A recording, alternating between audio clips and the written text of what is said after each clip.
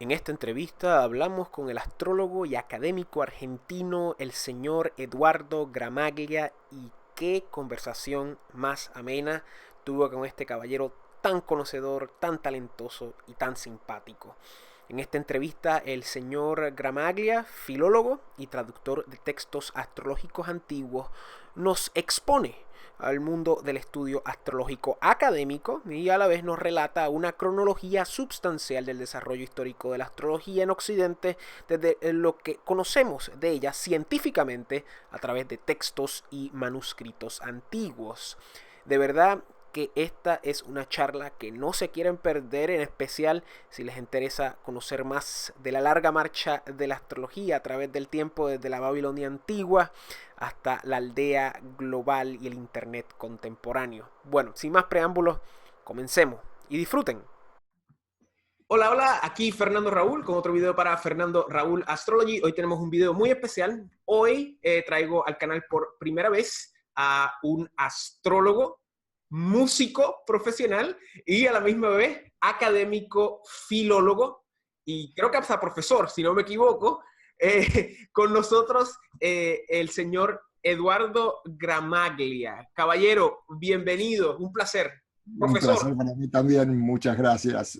Muchas gracias. ¿usted es profesor ya no todavía? Sí, bueno, en realidad yo ya cursé la carrera y estoy presentando la tesis ahora, Wow. la terminé, justamente sobre el tema de la historia de la astrología. Eso es como dar a luz. O sea, yo en un pasado Este, estuve encaminado en una carrera académica y hacer tesis, especialmente de doctorado, sí, es una labor titánica y lo felicito, ¿verdad? Porque ya está a punto de vencer esa victoria, ¿verdad? sí, igual, sí, yo lo que pasa es que en mi carrera soy profesor también. Excelente. En mi carrera de música también enseño análisis musical, forma musical. Tengo, digamos, algunos años de docencia también en mi pasado. Este, eh, También formo parte de la cátedra de mitos y religión de la universidad. Pero bueno, yo hasta que no me reciba no voy a poder ser como profesor adscripto, por lo menos estoy como adjunto, digamos. Así que también tengo oportunidad de dar varias clases también ahí, ¿no? Excelente. ¿Y de qué específicamente es su tesis? En filología, En ¿correcto? realidad elegí el mismo tema del libro que publicamos con Dykes, con Dykes, Benjamin Benjamin. Dykes, en el año 2017. Entonces, como hicimos la traducción completa de la obra de Teófilo de Edesa, Eso le iba a que es decir. muy interesante justamente porque es un autor que se encuentra justo en el quiebre de la tradición helenística hacia la tradición árabe, y es un punto casi desconocido, pero clave en la historia de la astrología y de la transmisión del conocimiento de Occidente, de Oriente, después a Europa.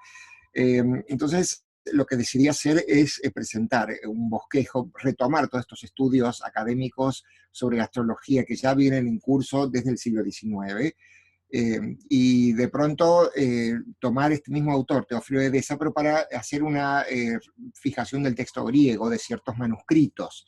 O sea, es un trabajo paleográfico que estoy haciendo en la tesis. Un trabajo de recuperación de textos, comparar manuscritos, hacer una edición crítica, poner el Crítica. texto griego.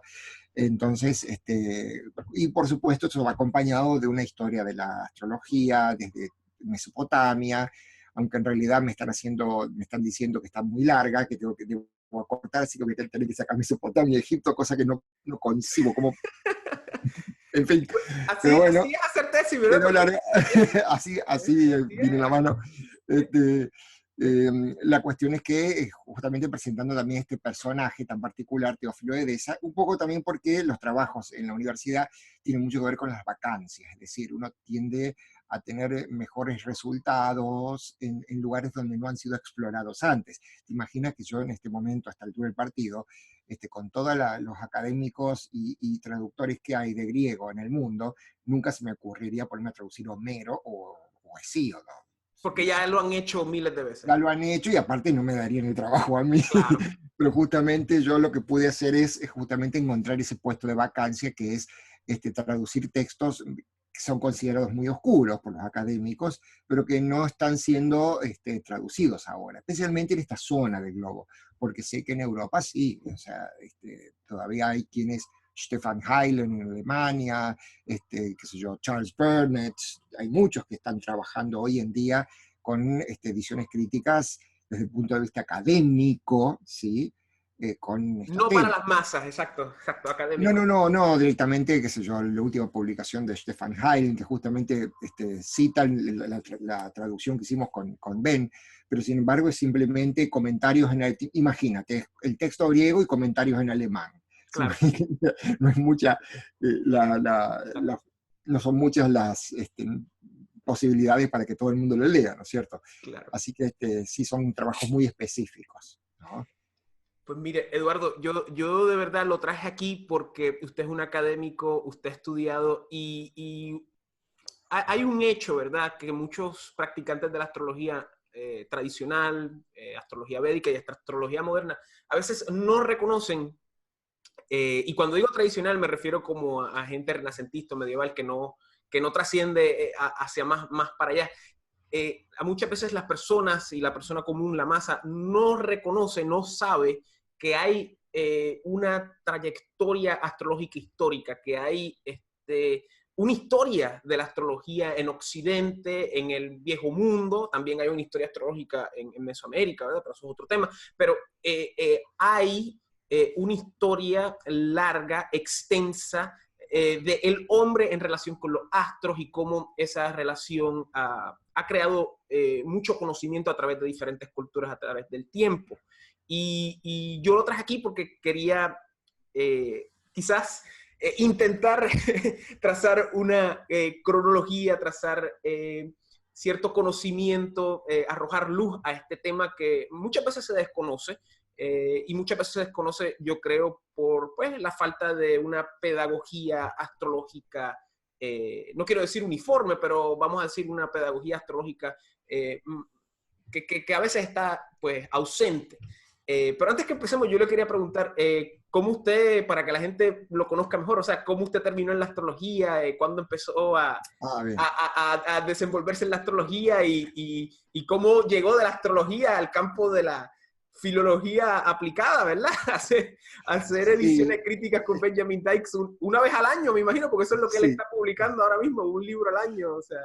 Sí, más o menos, es un poquito más. Llevan más las traducciones, ¿no? Ahora estamos haciendo Vetius Valens y voy por el primer libro, ¿no? Se me faltan Antología, todavía antología. 9, quizás si agregamos otros textos, o sea, va a llevar un tiempito, ¿no? No, no, es un poquito más de un año, pero en realidad, bueno, te cuento mi acercamiento primero a la astrología fue a través de mi madre, porque tenía unos libros, bueno, tenía yo 18 años así. Después comencé con los clásicos estudios de astrología que están disponibles por el mundo moderno, un poco también de enfoque de orientación psicológica, esotérica, bueno, en fin, o sea, no dejé de leer ni a Max Heindel, ni a Alice Bailey, ni Alan Leo, ni los Todo. pero por supuesto que en su época pasé por todos ellos, ¿no? No es que me he alejado, o sea, no es que en esencia me he alejado tanto de eso, yo simplemente que trato de pronto primero que el nombre académico no me simpatiza mucho porque lo que yo veo en el mundo académico no es algo que me gusta demasiado, ¿no? En cuanto a la actitud de la gente. Completamente de acuerdo, completamente de Entonces, acuerdo. medio uno va, tiene ciertos recaudos con eso, ¿no? Me gusta, sí, el estudio basado en testimonios, de tal manera que uno no solamente pueda confiar en transmisiones, digamos, por alguien que dijo algo simplemente por decirlo, o no sin fundamento, sino basado en testimonios, en algo que se pueda ir comprobando. Eso no significa que yo esté en esa postura. Yo, por ejemplo, no es que yo no considere la posibilidad de que hayan existido civilizaciones antediluvianas, no sé, si Platón habló de la Atlántida por algo será, etcétera. Pero por lo pronto yo me tengo que cernir a lo que hay, digamos, de registros arqueológicos, literarios, es decir, todo lo que hay de testimonio. Claro. Entonces, un poco también desde ese lado uno va armando una cronología, una historia, con la cuestión de que puede no ser eso exactamente, porque nada es de pronto puede no ser como nos han contado. Eso siempre, siempre está esa posibilidad. Siempre Pero un está poco ahí, también, siempre está ahí, siempre está claro. ahí, siempre está ahí. Por eso no es que yo esté necesariamente negando toda otra cosa que la que no se puede comprobar mediante registros históricos, para nada, ¿no? Para nada. Simplemente que trato de armar toda una historia, a ver, en función de lo que hay disponible en registros, ¿no?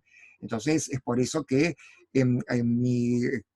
volviendo un poco al tema, yo después, en cierto punto, como yo siempre tuve interés en lenguas, después algún día en el año 2001 fui a hacer este Hindsight Intensive, curso intensivo con Robert Schmidt, que acaba de fallecer hace Sí, días, lamentablemente, hace como un mes, 2 lamentablemente, meses, sí. sí, más o menos.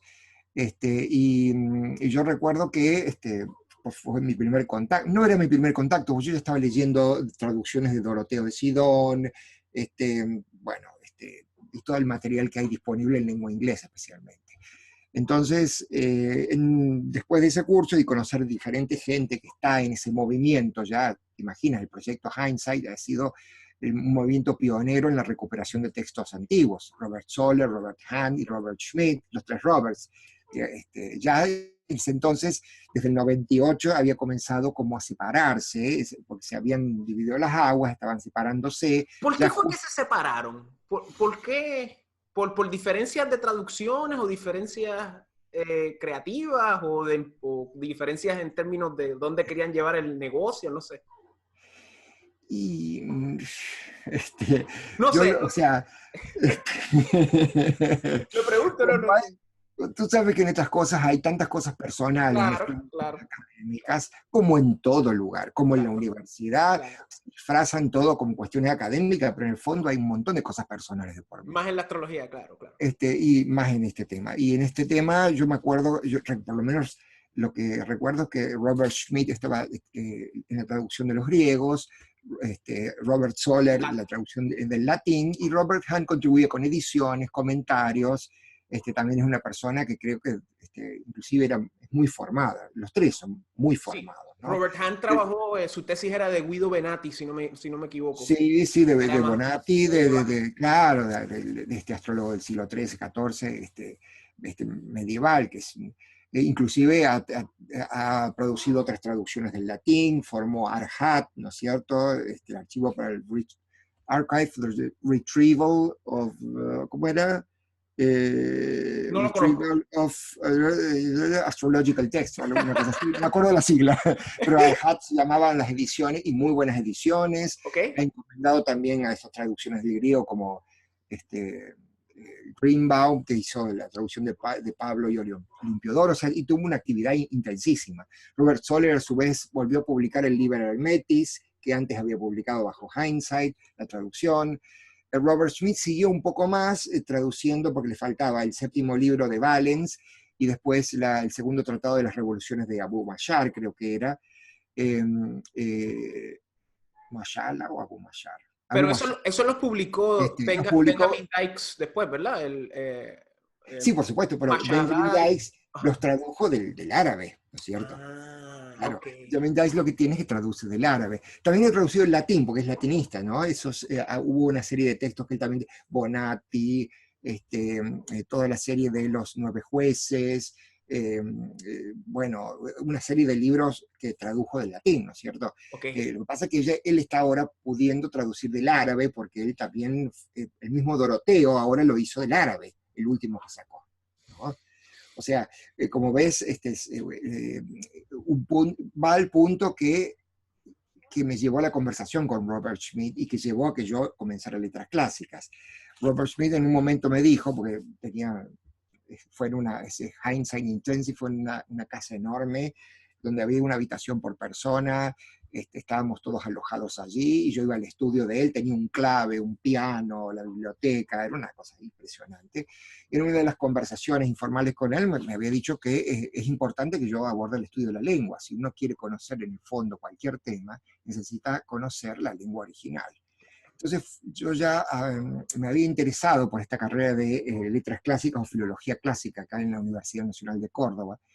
Y bueno, entonces comencé primero a rendir libre algunas materias, me entusiasmé con la carrera, Me hice bastante amigo de una de la gente de la historia antigua, porque una de ellas era egiptóloga. Yo tuve el placer de acompañarle a Egipto en una de sus trabajos también, el Valle de los Reyes.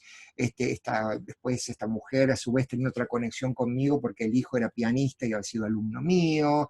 Era la titular de historia antigua. Bueno, hubo toda una serie de cosas que me llevaron también a tener mucho contacto con ese ambiente, ¿no?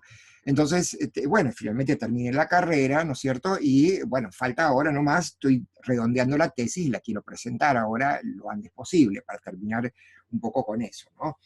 Entonces, ahí fue donde se me ocurrió hacer la carrera, un poco pensando en la futura posibilidad de traducir textos astrológicos. Mientras tanto, en todos estos años, estuve buscando y consiguiendo textos astrológicos. Eso fue intenté a través de Robert Schmidt, no tuve suerte, pero le escribí a Robert Hand y él me escribió muy amablemente, me dice que, bueno, parte de todo el esfuerzo de uno había sido recolectar, conseguir todos estos textos, la mayoría de los cuales están agotados, ¿no es cierto?, que no se han vuelto a imprimir, que son especialmente de las ediciones en griego, demás, y latín para poder traducir.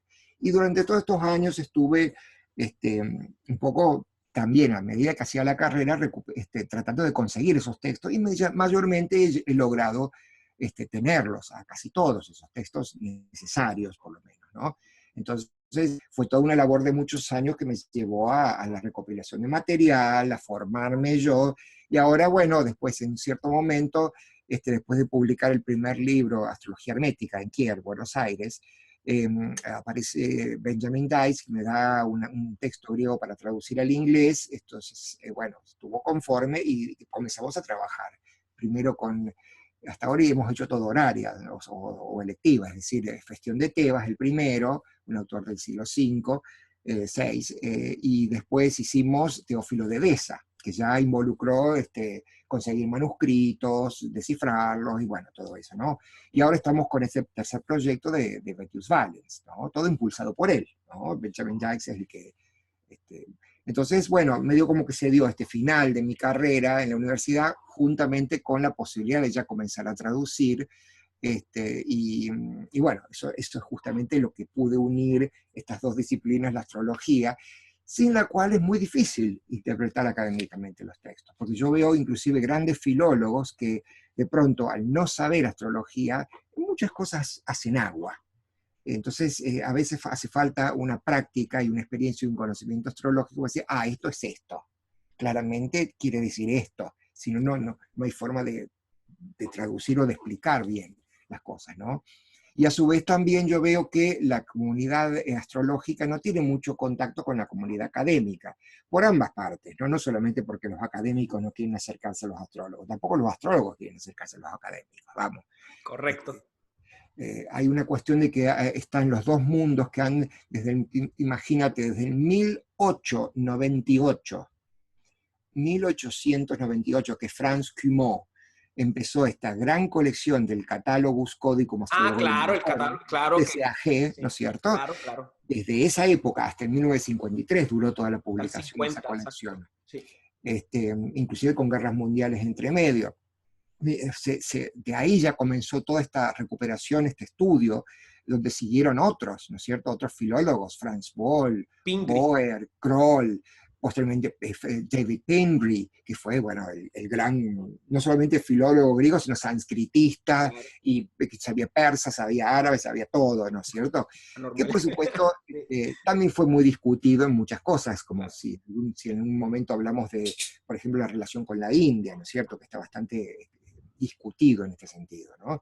Pero aún así fueron de las, como dice, una vez dijo Charles Burnett, Pingree se equivocó en una o dos cosas, pero era una persona brillante, ¿no es cierto? Era uno de los grandes filólogos brillantes que ha tenido y gracias a lo cual se han podido recuperar tantos textos astrológicos, ¿no es cierto? De hecho, después que falleció Pingree, él tenía en plan una edición de Teófilo de Edesa que no pudo concretar, y afortunadamente la viuda con mucha amabilidad nos ha facilitado las notas personales de él, donde le ha copiado varios el texto de ciertos manuscritos, especialmente a Angelicus Grecus 29, y todas aquellas cosas que, bueno, que a su vez Benjamin Dykes tuvo que comprar a la Biblioteca del Vaticano, la Biblioteca Laurenciana, además, para poder justamente traducir lo que no ha sido publicado antes, ¿no? Pero todo eso es gracias a toda una labor que viene desde el 1898 y con la cual los astrólogos nunca tuvieron contacto. Hasta ahora, diría yo, ¿verdad? Claro, A hasta finales del ahora. siglo XX, ahora que estamos empezando a realmente cogerlo más Claro. en serio. Lo que pasa es que es comprensible, o sea, todos los que han estudiado, a ver, pensemos en este Boucher-Leclerc, este famoso libro, y el más amplio, todavía sigue siendo hoy el más completo sobre el tema, la astrología griega, la Astrologie grecque de Boucher-Leclerc, Auguste Boucher-Leclerc. Uno lee todo ese libro y no hay, hasta ahora, ni siquiera hoy, hay un compendio tan enorme de todo lo que es la astrología helenística. Y sin embargo, uno ve y el mismo autor lo sigue considerando como una pseudociencia, una cosa absurda, una especie de, llevándolo a un plano de estudio meramente académico, es decir, miren en las cosas que pensaba esta gente. Por ahí uno deduce, a lo mejor era simplemente para presentar esto como estudio académico, y en el fondo él tampoco tenía esa posición, qué sé yo. Después uno lo puede ver también, no sé, cuando Franz Cumont escribió El Egipto de los astrólogos, el Egipte des Astrologues, bueno, que también lo hace como desde un punto de vista histórico meramente, y no, ninguno va a confesar que estuvo haciendo su carta natal, por así decirlo. Si lo hicieron, nadie lo dice, ¿no es cierto? Claro. Y así todos los que siguieron, Pingree y los modernos, Burnett, Stefan, ¿cómo se llama? Hylen, y demás, que son los últimos que están publicando, ¿no? O sea, ha habido un gran movimiento. Bueno, la revista española Mene, de Aurelio Pérez Jiménez también, que es una revista especializada en textos de magia y astrología filológica, que ya ha dejado de publicarse porque ya, bueno, todas estas a veces tienen esos límites, esas publicaciones, pero durante muchos años hubo una publicación específica de magia y astrología a nivel académico, en España, no en Barcelona, en España, sí, a lo mejor sea en Barcelona, Madrid, pero Mene se llama. Suena Y súper bueno, interesante. Sí. y claro, yo tengo algunos volúmenes que me han regalado unos amigos de España, y la verdad que son artículos, inclusive son textos nuevos que incorporan, recuperando de ciertos manuscritos, son publicaciones muy importantes también. O sea, ha habido un movimiento importante a nivel académico sobre todo el tema del estudio de la astrología llamada helenística, ¿no? Pero no hubo mucho contacto con los astrólogos. No, se ve que no se interesaron tampoco ellos, ni tampoco es muy raro que un académico le pregunte a un astrólogo sobre sus conclusiones sobre las interpretaciones, ¿no es cierto? Lamentablemente, exacto, sí. ¿No? Son mundos que no se han cruzado hasta el momento. Ahora empezó un poco, especialmente después de este fenómeno del proyecto Hindsight, un poco a reconocerse mutuamente, que existen esos mundos también, bueno, a nivel académico. Igual hay una realidad, que ya la astrología de hoy no tiene nada que ver con esta astrología helenística, porque ya la astrología ha llevado un camino muy diferente a través de los siglos, ¿no? Te imaginas que después de Bizancio, donde se acumuló todo el conocimiento astrológico después de la caída del Imperio Romano, por supuesto que se dividió, quedó.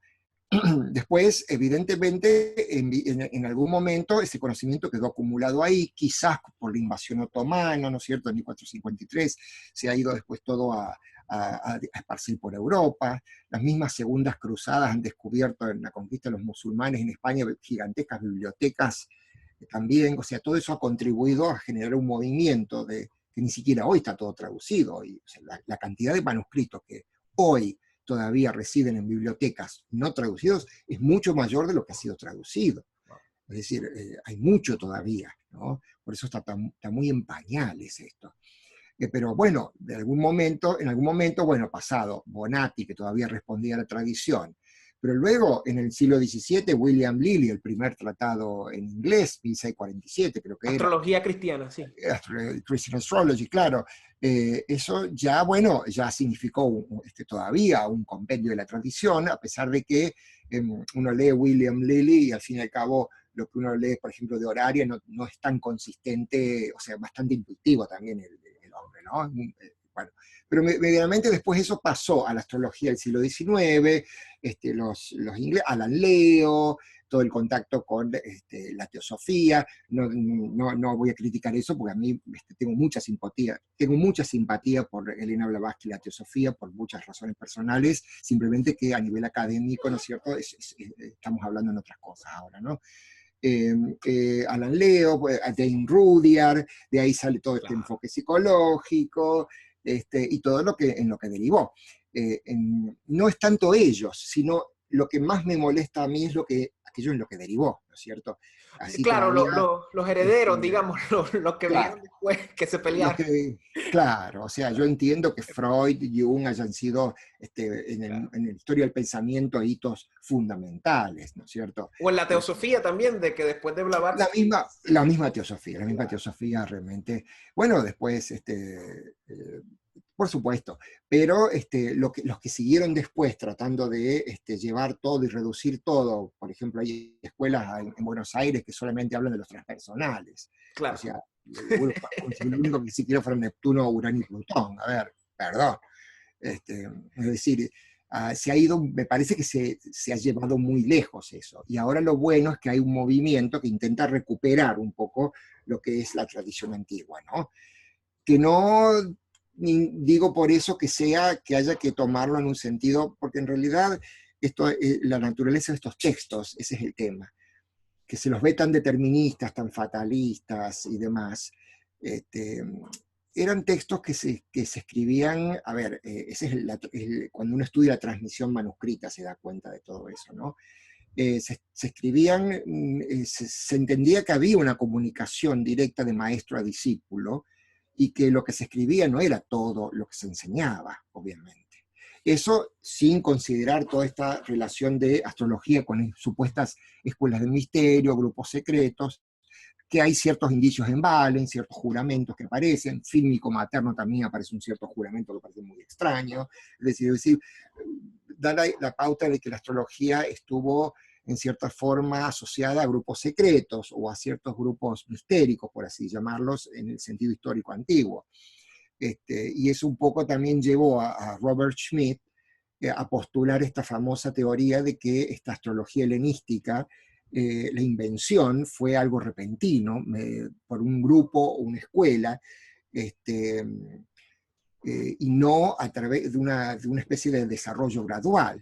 Entonces ahora tenemos los que son, digamos, simpatizantes de una teoría y de otra teoría, las que creen que toda la astrología fue una invención repentina, basándose, por supuesto, en presupuestos mesopotámicos y egipcios necesariamente, pero con una introducción de nuevas técnicas. En eso se basan la gran cantidad de técnicas nuevas que aparecen en el periodo helenístico, porque es cierto, aparecen una cantidad impresionante.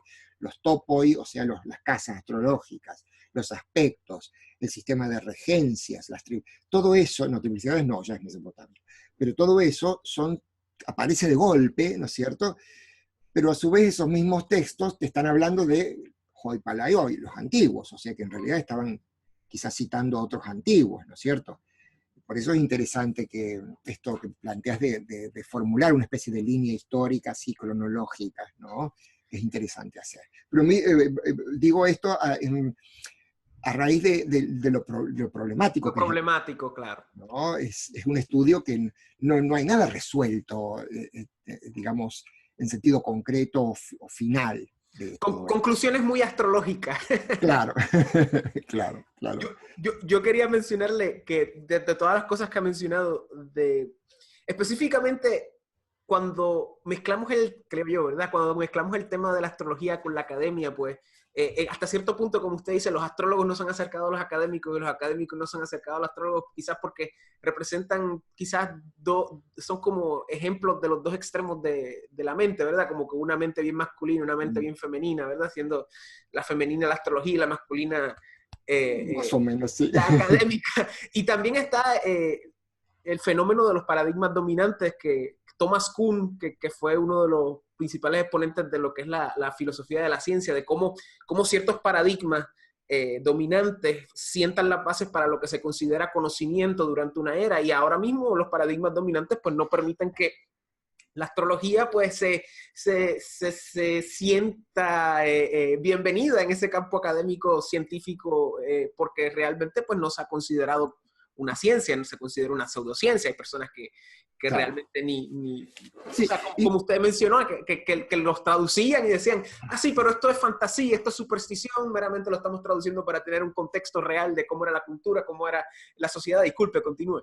no, sí, no, claro, justamente, de hecho, este famoso Otto Neugebauer, que escribió junto con Van Heusen este famoso libro Greek Horoscopes, Okay. horóscopos griegos, que es una recopilación de horóscopos en papiro, y de ahí uno puede ver inclusive el más antiguo que existe, del año 9, ¿no? Entonces, es unos documentos increíbles, pero escribió un artículo, una conferencia que en realidad fue, sobre, se llama A Study on Wretched Subjects, o sea, un estudio sobre cuestiones Wretched, diablo. wretched. Diablo, Así, sí, sí. esas, ¿no? Así como endiabladas, como esas cosas muy complicadas de resolver. Y donde él defiende esta teoría, defiende a los autores del CCAG, del Catálogos, diciendo que aun si uno no cree en la astrología, hay tanta información importantísima que extraer, porque da tanto contexto cultural, histórico, el estudio de la astrología, y un poco defendiéndolo desde ese lugar, ¿no es cierto? Pero bueno, ha tenido sus defensores, por supuesto, pero no ha sido nada fácil tampoco dentro del mismo círculo académico, ¿no? Y es muy curioso ver que a la misma vez que se inicia el catálogo astrológico, que duró como 50 años, a la misma Sí. vez tienes el renacimiento, bueno, yo le digo renacimiento, pero es como el redescubrimiento de la astrología desde la teosofía, ¿verdad? Con Alan Serafial, o sea, de cómo se vuelve otra vez la astrología, regresa a Occidente poco a poco a través del lente teosófico, Sí. ¿verdad? Y a la misma vez estamos volviendo a traducir y como que ese siglo XX fue bien interesante de cómo Sí. la psicología y todo, y ahora estamos volviendo a realmente redescubrirla en los últimos 30 años, digamos, o sea. Yo creo que uno puede hablar del mitad del siglo XIX hasta mitad del siglo XX como increíble. Wow. O sea, algo fundamental. En primer lugar, porque ya venía en curso todo este descubrimiento de la filología misma, de la arqueología. Bueno, a ver, ya a finales del siglo, ya cuando se descubre Troya, cuando Schliemann descubre Troya, todos los descubrimientos astrológicos, arqueológicos en Egipto, toda esta cuestión de los estudios de que este pansanscritismo, donde se descubrió el sánscrito, que tenía la misma raíz que el tronco indoeuropeo, y resulta que comenzó toda una especie de traducción, Un boom, sí, sí. un boom, digamos. Sí, sí. Un poco también de la recuperación de todo lo de Oriente, que en realidad tenía más que ver con Occidente de lo que la historia creía, de lo que la sociedad creía. En eso un poco también estuvo enmarcado todo este movimiento también teosófico, porque justamente Blavatsky y el mismo Olcott lo que hacen fue rescatar toda esta serie de literatura oriental para traerla a Occidente, pero también lo que nadie tampoco dice es que los archivos más importantes de manuscritos generales son los de Adyar, que es la sede central de la Sociedad Teosófica, donde duermen miles de manuscritos en sánscrito sobre astrología todavía no traducidos, donde está aparte la biblioteca sobre religiones orientales más grande del mundo, Wow. ¿no? En Adyar fue fundada por Olcott. Eso lo consiguieron cuando estaban en Sri Lanka. Claro, o sea, fue todo, un poco también la misión de todos estos teósofos ha sido recordarles a los hindúes especialmente, pero a los orientales en general, que no tenían por qué irse a la cultura occidental, que tenían una riqueza muy grande ahí, sí. ¿No es cierto? Entonces, por eso todo el tema de Oriente y de la literatura y de la riqueza de toda la mítica y literatura oriental traído a Occidente ha sido clave en lo que es el pensamiento teosófico, ¿no es cierto? En eso me parece que también se encuadra un poco también Alan Leo, porque Alan Leo ha tomado también mucho de la astrología de la India, los mismos nodos, los tomó a su manera, por supuesto. Eso es un tema que, a su manera, yo creo que no se ha tocado de cómo los nodos de la nada... Los nodos vienen de la astrología hindú, claro. Los tomó Alan Leo en el siglo XIX, ¿no es cierto? Y después manera, obviamente que eso, el Rahu y Ketu de la astrología Jyotish no tiene nada que ver con el uso nuestro de los nodos, que se han transformado en una especie de monumento kármico, como si fuera que ahora los nodos sirven para leer vidas pasadas. Puede ser, no lo sé, no es que lo niego, simplemente que no tenían la connotación original que fue extraído principalmente Leo y Cefarial, los dos, ¿no es cierto?, de la astrología védica, pero a su vez iniciaron un movimiento y luego, claro, fue complementado por este otro gran amigo de Alice Bailey, de Enrudiar, que ya estaba en contacto un poco con el enfoque más esotérico de Alice Bailey, los rayos y demás, que inaugura todo un periodo de una astrología más conectada. Bueno, él era psicoanalista, o sea, obviamente iba a llevar la astrología por ese lado, y se inicia toda una tendencia. Obviamente que esa tendencia era llevada a cabo por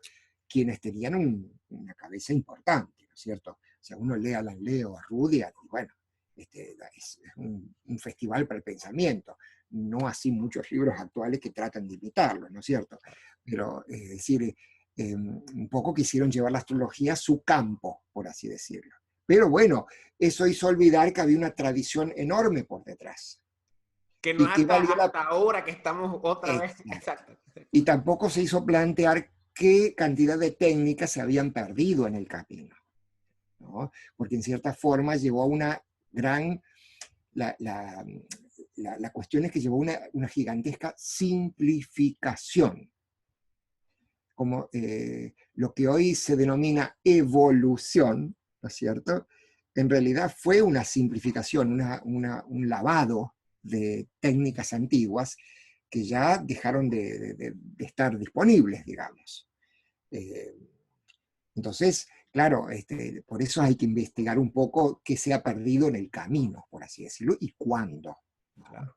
Y estamos tocando la historia y empezamos como, nos hemos enfocado, estamos yendo como Hacia el siglo XIX-XX, sí. Exacto, Pero exacto. claro, no. Lo interesante es que uno dice, claro, por un lado vamos a hacer de lado, por un lado, todos lo que son los textos esotéricos, ¿no es cierto? Porque los textos esotéricos nos van a contar que el zodíaco tiene una antigüedad inmemorial, que deriva de otros continentes y demás. Vamos a hacer un lado por un lado por eso. A ver, de acuerdo a los testimonios que poseemos, que hay. O sea, de esto estamos hablando del año 2000 a.C. en Mesopotamia, de acuerdo a lo que, es decir, de pronto la tablilla sumeria más antigua que incluye un horóscopo es del finales del tercer milenio antes de Cristo, Wow. básicamente. Y eso fue gracias a este famoso descubrimiento en Nínive de esta biblioteca de Ashurbanipal, ¿no? Donde estaban este texto tan canónico en la astronomía, astrología mesopotámica del Enuma Anu Enlil, ¿no es cierto? Son los dioses, Enli, Que son exacto. los dioses, ¿no? Pero que es el famoso compendio de todos los registros y, digamos, conceptos cosmológicos mesopotámicos, ¿no? Lo que pasa es que, claro, alrededor desde el imperio, creo que era ya viene desde el neobabilónico, cuando hubo Hammurabi, que hizo toda una especie de gran unificación del imperio babilónico, uniendo Acadia con Sumeria, ¿no es cierto? Ahí un poco se puede ver que ya hay un florecer astrológico importante, ¿no es cierto? Que comienzan un poco los registros, se empieza a hablar, y bueno, por supuesto, uno no tiene que pensar que sea la astrología como nosotros creemos que es. Es una astrología, primero que no es horoscópica, no tiene casas, Correcto. Todavía no existía el zodíaco implementado como tal, ¿no es cierto? Pero sí existían registros de observaciones un poco, me encantó como lo dijo Chris Brennan en el libro, que dice como una especie de prótesis y apódosis de oraciones condicionales. Si esto, entonces esto. Por ejemplo, si hay un eclipse de sol, el rey morirá. Sí, sí, sí. Si dato, o sea, bien formular, por así decirlo, era este tipo de astrología mesopotámica. Pero tenía algo muy importante, que no tenía causalidad. Eran que los planetas, las estrellas, que son dioses, era como signos, ¿no? No eran causas, ¿no? Pero bueno, todo esto fue llevando a que mayormente a partir del siglo VIII antes de Cristo comiencen observaciones, en mayor cantidad de observaciones, ¿no es cierto? Se complejizan un poco los cálculos matemáticos, pero todavía existía lo que David Brown denomina el paradigma, porque también en esta época tenemos diversos cambios de paradigma, lo que se llama en EAE, Enuma Anu Enlil, que es ese famoso texto original. En el siglo V aproximadamente antes de Cristo ya comienzan a existir, bueno, ya se hace estándar la versión del zodíaco de 30 grados, de cada signo con 30 grados, ¿no es cierto? Que ya es un evento mesopotámico. Y ya es muy curioso que en el siglo VII, ya antes de Cristo, con esta cuestión del imperio persa, aqueménida persa, parece, porque hasta ahora la astrología era mundial, mundana, global, como le quieras llamar, pero no existía la astrología natal. Correcto. El análisis de las condiciones planetarias del rey equivalían a una nación, no equivalían a un horóscopo personal del rey. Pero sí ya comienza en el siglo VII antes de Cristo, quizás porque esta invasión de los persas, aqueménidas, haya determinado un debilitamiento del poder central, entonces quizás los sacerdotes Baru ya no tenían mucho trabajo en las cortes, sino que tenían que, digamos, comenzaban a tratar astrológicamente, a aconsejar a personas ricas que podían pagarles, a nobles y demás. O sea que la astrología horoscópica surge como de un ocio de la clase sacerdotal. Quizás tiene condiciones políticas de por medio, quizás pueda tener un debilitamiento político del poder central que llevó a que los que practicaban, dije, bueno, ¿qué hacemos ahora para subsistir? A ver, ¿quién quiere hacerse la carta? Un poquito, por supuesto, no creo que haya sido tan simplón así, pero medianamente tiene que haber algún tipo de causas también políticas, porque para todo hay, no solamente hay causas esotéricas, hay también causas concretas, políticas, económicas, a veces que llevan a cambios de paradigma, ¿no? Pero especialmente porque a partir del siglo V aproximadamente comienza algo muy importante, que empiezan a anotarse las observaciones, y ya no solamente era posible saber los eventos ex post facto, o sea, cuando ya ocurrieron, analizar lo que ocurrió, sino ya estaba la posibilidad de consultar en lo que hoy llamamos un efeméride, de qué va a pasar en el futuro, porque ya comenzó una comprensión de que, bueno, todo esto es cíclico. Los planetas, las estrellas cumplen ciertos ciclos. Bueno, los eclipses fueron lo más estudiado por los mesopotámicos, ¿no es cierto? El ciclo Saro y demás. Entonces ya comenzó esa posibilidad de consultar y de los diarios astronómicos, etc. Entonces ahí fue donde la cultura mesopotámica, que floreció prácticamente, uno puede decir que floreció realmente, la mayor cantidad de registros es aproximadamente el siglo VII antes de Cristo, ¿no? Donde había alcanzado un punto culminante, ya utilizó el zodíaco. Parece ser que en el siglo IV antes de Cristo aparecieron conceptos como triplicidades, no como agua, tierra y aire y fuego, no, pero al menos como la división en tres, ¿no es cierto? Y también parece ser que el concepto de lo que fue Calopoyos, Cacopoyos, maléfico, benéfico, ya es mesopotámico. Parecería ser. O sea, estamos en una etapa muy primigenia, porque imagina que ahí ya Mesopotámica, el último horóscopo de Mesopotamia, registrado por una académica muy conocida, Rochberg Halton, que es la que publica sobre astronomía mesopotámica, es aproximadamente 69 a.C., el último, que más o menos coincide con los primeros que aparecen en Grecia. En el helenístico. Y ahí todo el tema de el problema de la transmisión a Grecia o pasando por Egipto, porque el tema también no podemos dejar de pensar que ya aproximadamente en el 500 a.C. ya hubo una transmisión de Mesopotamia a Egipto. De hecho, en el 200 a.C., en los techos de las tumbas aparece ya el zodíaco, con lo cual significa que ya antes estaba en curso un proceso.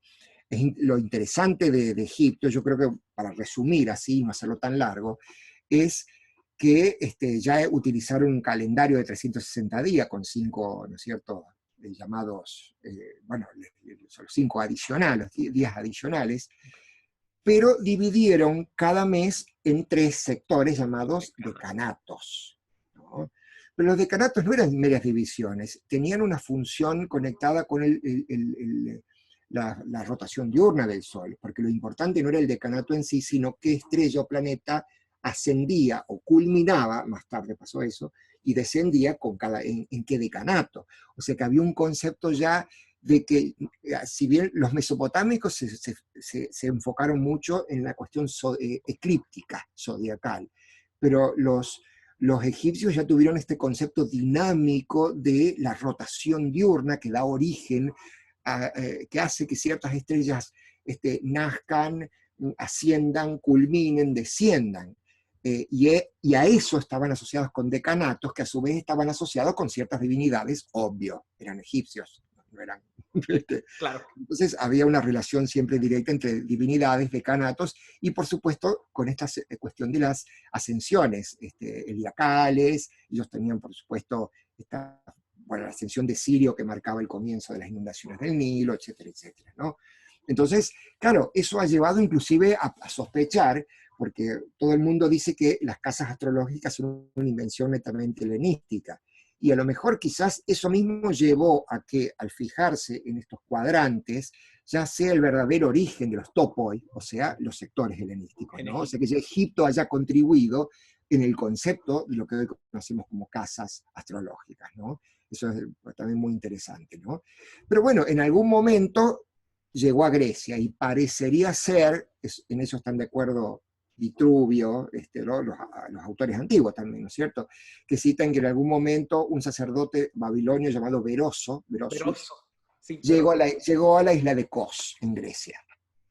Tonto, Beroso. La isla de Kos es una maravilla. ¿Sí? Claro, Yo nunca he ido.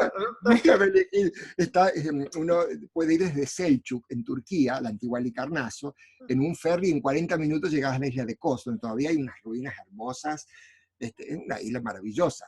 Digo, claro, no eran tontos, fueron a elegir las islas griegas, nunca van a elegir a la planicie. Bueno, la cuestión es que ahí se dio una escuela importante de astrología, un poco también parece ser en conexión porque seguramente hay fenómenos en el pensamiento griego que dieron origen a eso. Así como, es decir, uno no puede pensar en el clasicismo griego y la astrología, no existía como tal. La astrología es un fenómeno helenístico o alejandrino. El periodo helenístico lo hablamos desde el 323, que es la muerte de Alejandro Magno, en adelante. Ya había pasado toda la cultura clásica griega. Por supuesto, ya había estado Pitágoras, había estado Platón, que todos citan cosas muy particulares con respecto a la influencia estelar y demás, pero en realidad el sistema astrológico por eso se le llama astrología helenística. Por ahí uno discute, ¿no? Porque en realidad es muy complicado esto, porque en realidad conocemos la astrología helenística por todos autores que tienen lugar en el periodo romano, y la astrología coincidió con un auge del periodo romano y del Imperio Romano, y su caída significó el final de la astrología. O sea, ¿por qué no le llamamos astrología romana? Bueno, porque está escrito en griego, porque en realidad en Alejandría estaba la dinastía de los Ptolomeos, y la lengua franca, lengua universal, así como hoy es el inglés, antes era el griego, ¿no es cierto? Es por la razón que Pablo escribió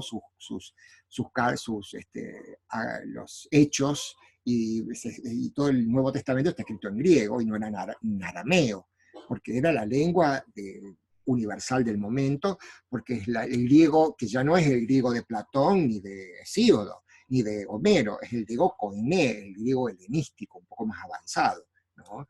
Que es un griego algo diferente al anterior de Platón. Entonces, ahí estaba concentrado en Alejandría, que era Egipto, que hablaba griego, que escribía en griego, ¿no? Pero a su vez durante una época que es romana, ¿lo ves? Es todo un problema histórico ahí, ¿no? Y en algún momento, decía yo, tiene lugar cierto pensamiento, los estoicos seguro que tuvieron que ver con su concepto de esta cuestión universal de que todo está conectado, lo de abajo con lo de arriba, bueno, los conceptos que luego fueron los del hermetismo, ¿no es cierto?, los conceptos herméticos. Y de hecho, todos los primeros textos dan como fundador mítico nada menos que a Hermes Trismegisto, que le pasó la sabiduría a Asclepio, que le pasó a Nechepso y Petosiris, y de ahí empezó todas las generaciones de astrólogos. La pseudepígrafa, exacto. Los pseudepígrafos, ¿no? Que quién sabe quiénes fueron, nada más que, bueno, las atribuciones son a ellos porque eran personajes muy conocidos Justamente este español, Aurelio Pérez Jiménez, tiene un artículo hermoso y muy extenso sobre los pseudoepígrafes, ¿no? Que uno puede ver, porque hasta Zoroastro, ni se salvó Zoroastro de que le adjudiquen textos. Hay textos astrológicos cuya autoría parece ser pseudo-Zoroastro, o pseudo, o sea, lo que sea.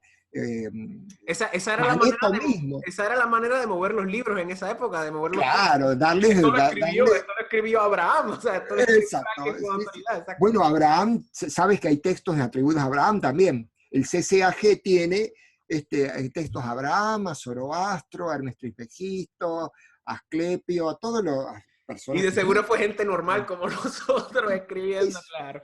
Seguro, claro, seguro que sí. A Manetón mismo, que fue un gran sacerdote helenístico, perdón, tolemaico, que luego se le llamó pseudo Maneto, porque claro, era muy difícil concebir que el mismo Maneto que había escrito toda la cronología de la egipcia, haya escrito en griego un tratado de astrología como ese. Entonces, se habló por eso de pseudoepígrafes, ¿no? Pero está todo el tema de la tradición, como en cierta forma fue conectada con el hermetismo. Y si está conectada con el hermetismo, ya hay algo también que hay que estudiar en función de estos grupos herméticos. Claro. Y hay algo de esotérico, porque es más, hay una, ¿cómo se llama esta mujer, la polaca, que está estudiando esta conexión entre, a ver si la tenía por acá. Tome su tiempo, ¿no? Conexión acerca de los textos herméticos y los grupos mistéricos, ¿no? Ella tenía, tiene la tesis de que textos crípticos, situaciones mistéricas, esta parte, ¿cómo se llama esta mujer? Joanna Komorowska es la que trabaja ese tema, mira vos. Las sospechas de que las fuentes herméticas de los juramentos encontrados en Vettius Valens, que ella dice que estas enseñanzas, como la de Vettius Valens, no hubieran estado destinadas al consumo público, sino que formaba parte de una tradición hermética mistérica, que era como algo transmitido de maestro aprendiz. Maestro a aprendiz. Menerbund a iniciado, exacto. Claro, es lo que en la tradición védica llaman Guru Parampara, que era la tradición de transmisión de sabiduría y de conocimiento de maestro a discípulo, ¿no es cierto? Y lo cual, bueno, eso ya inmediatamente colocaría a Vettius Valens en otra categoría, porque entonces lo que está escrito era simplemente una especie de ayuda a memoria para otro tipo de aprendizaje que estaba teniendo lugar paralelamente. O sea que de ahí un poco, lo digo esto para defender esta postura de que la astrología hermética puede parecer más fatalista o determinista simplemente porque estamos leyendo lo que fue escrito, ¿no es cierto? Y aparte porque tenía un concepto de un universo ordenado, ya de la herencia estoica, de las emanaciones, exacto. Claro, es decir, tenía todo otro concepto, no sé que no... habría que ser muy cuidadoso porque ahora la tendencia general es atribuir un fatalismo así acérrimo a esta astrología clásica, ¿no? Pero bueno. Como, ay, perdón, disculpa. No, después de todo este desarrollo que tuvo lugar, claro, en cierto momento, así como en Mesopotamia, en el siglo VII, cambió el paradigma que David Brown llama de AEA, o sea, Anuma Anu Enlil, AAE, a otro llamado PCP, que es predicción de fenómenos celestiales, cuando ya se podía escribir y hacer efemérides y por anticipado predecir, ¿no es cierto? Así en cierto momento de la tradición helenística hubo un acceso de teorías técnicas, un enriquecimiento enorme, donde que también es parte de lo que fue el proceso del helenismo, que fue toda una especie de mezcla de culturas, de asimilación, de caldo, así. Melting pot. Melting pot. En castellano, olla podrida, le olla dice. Podrida. Olla podrida.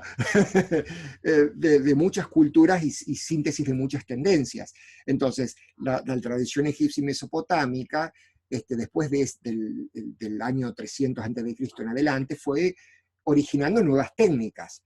Los aspectos, ¿no es cierto?, que en realidad tenía que ver con una cuestión básica pitagórica platónica de dividir, de utilizar los polígonos regulares trazados sobre el círculo, el hecho de que un planeta vea al otro, observe al otro, ¿no es cierto? Que esté en, el sistema de oicodespoteia, o sea, la regencia, que el planeta, de acuerdo al lugar que está emplazado, tiene más o menor calidad de influencia y fortaleza, y otros, por supuesto, ¿no es La cierto? secta de luz también en ese La momento. jairesis o secta, aunque parece ser que podríamos tener algún antecedente babilónico de eso. Ok, ok. Claro. Como las Pero sí, triplicidades, exacto. en principio sí, jairesis o secta es un fenómeno netamente, si el horóscopo diurno nocturno, es un fenómeno netamente helenístico, así como lo es también, por supuesto, el horóscopos, o sea, el ascendente. El horóscopos, el que observa la hora, el que marca la hora, luego la trisección del cuadrante, de los cuadrantes, digamos, que equivale un poco a que todavía está muy discutido si usaban signo completo, si usaban esta trisección del cuadrante, bueno, hay toda una discusión. Claro, porque habían unas técnicas que necesitabas unas divisiones específicas y habían otras que eran así, casas de signo completo. O sea, Claro, eso dice Robert Schmidt, ¿no es cierto? Que para ciertas técnicas de predicción necesitabas un sistema dinámico. Bueno, no sé. esos son los debates. Yo Para que la no gente lo veo. sepa, en la astrología rara vez la gente coincide. A Tanto tal punto, en no, no, por supuesto. No, si aparte se trata de recuperar y entender ciertos textos. Yo me acuerdo cuando escribí el primer libro estaba súper seguro de eso. Hoy ya no. el de la astrología hermética. Sí, y Ok. hoy ya yo me pregunto y cuando leo ciertas afirmaciones que hice, bueno, me corre un frío así. Pero bueno, uno con el tiempo empieza a ver más relativamente las cosas, ¿no es cierto? Porque las cosas se siguen traduciendo, investigando y demás, ¿no es cierto? La cuestión es que, bueno, el sistema de casas evidentemente fue la gran innovación griega helenística, ¿no? Griega helenística significa de Egipto alejandrino, ¿no? Que luego se expandió evidentemente por todo el Mediterráneo, ¿no? Y que por supuesto, claro, y ahí está el tema de la transmisión a otras culturas. Que Ahí ahí, es que trae India. ajá, o sea, no es muy difícil entrever la transmisión al mundo islámico, porque en cierta manera, después de que cayó Roma, se dividió el control central de Roma, pasó a Bizancio, ya ahí hubo un corte. Bueno, a su vez, Constantinopla todavía seguía teniendo control sobre Egipto, lo cual podría explicar un poquito la conexión también con toda esta zona. Y a su vez, claro, llegó un punto en donde,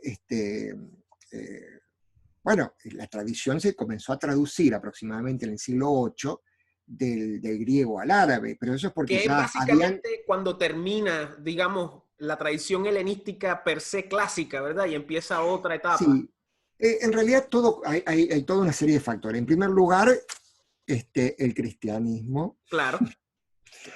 No podemos obviar que una Que, caída que de. realmente el cristianismo persiguió a la astrología no porque era una herejía, sino más bien porque era una competencia espiritual más que nada. A mí me encanta ese tema, ¿no? Yo he dado charlas enteras solo sobre el cristianismo y la astrología. Eh, Y el- no pudo nunca vencerla, así que lo que hizo fue que la acopló a su cosmogonía y subsistió como obra del Señor, o sea, Más o y menos, estuvo sí. como dormidita por siglos, pero Sí. presente. Bueno, en realidad, ya con el ambiente intelectual después de la decadencia del Imperio Romano, ya la astrología obviamente helenística fue decayendo Claro. y por supuesto que molestaba al pensamiento cristiano, o sea, no era algo agradable al pensamiento cristiano. Sin embargo, la realidad es que en los monasterios se han conservado se han copiado y conservado todas las obras astrológicas. De hecho, uno de los códices que tuvimos que utilizar para traducir Teófilo fue comprado por Benjamin Dykes a la Biblioteca Vaticana. A ver, Wow. Wow. Excuse me, perdón. Y es complicado, Este, bueno, yo no sé, yo no soy académico, pero es complicado acceder a la Biblioteca del Vaticano, ¿verdad?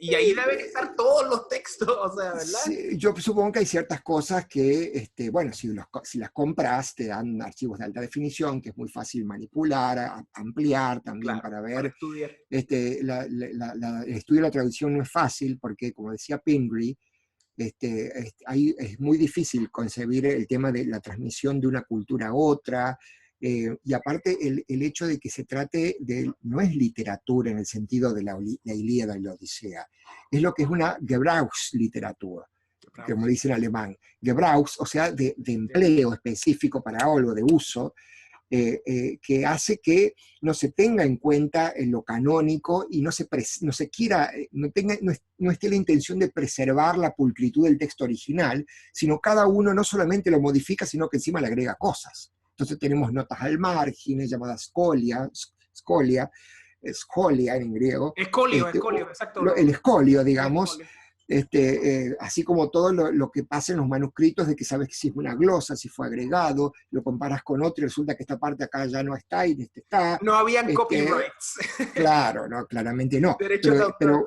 Pero eso fue lo que pasó también en todo lo que pasó en el primer cristianismo, en los monasterios, por así decirlo. Lo que pasa es que una cosa son los edictos que lanzaba Roma con unos, hay anécdotas increíbles en Roma, porque los emperadores han tenido sus astrólogos, Trasilo, Balbilo, y las anécdotas que hay son de telenovela, son de realmente increíble, como murió Domiciano, con este astrólogo aquí, que había diagnosticado su propia muerte, cómo la esposa de Domiciano se aprovechó del día astrológico para asesinarlo, toda una serie de cosas que hay muy curiosas, que están mucho, si uno quiere leer una linda historia de la astrología, hay dos muy interesantes. El mismo Nicolas Campio, Charles Pagan y Harvey hicieron el libro Mundane Astrology, Astrología Mundana, que tiene un lindo compendio histórico, pero la que escribió y que fue traducida al español es Koku von Stuckrad,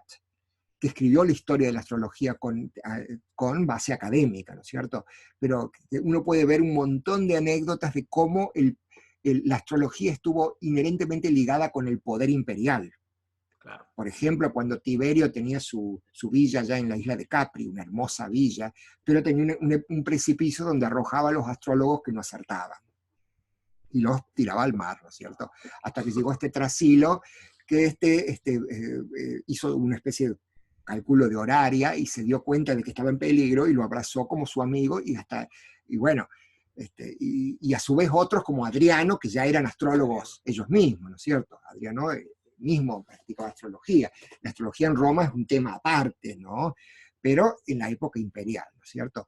Ya después, cuando llegaba el cristianismo, empezó ya otro discurso. Los edictos que los emperadores sacaban en Roma contra los astrólogos no era contra la astrología, o sea, no estaba la astrología en discusión, estaban los astrólogos que pronosticaban.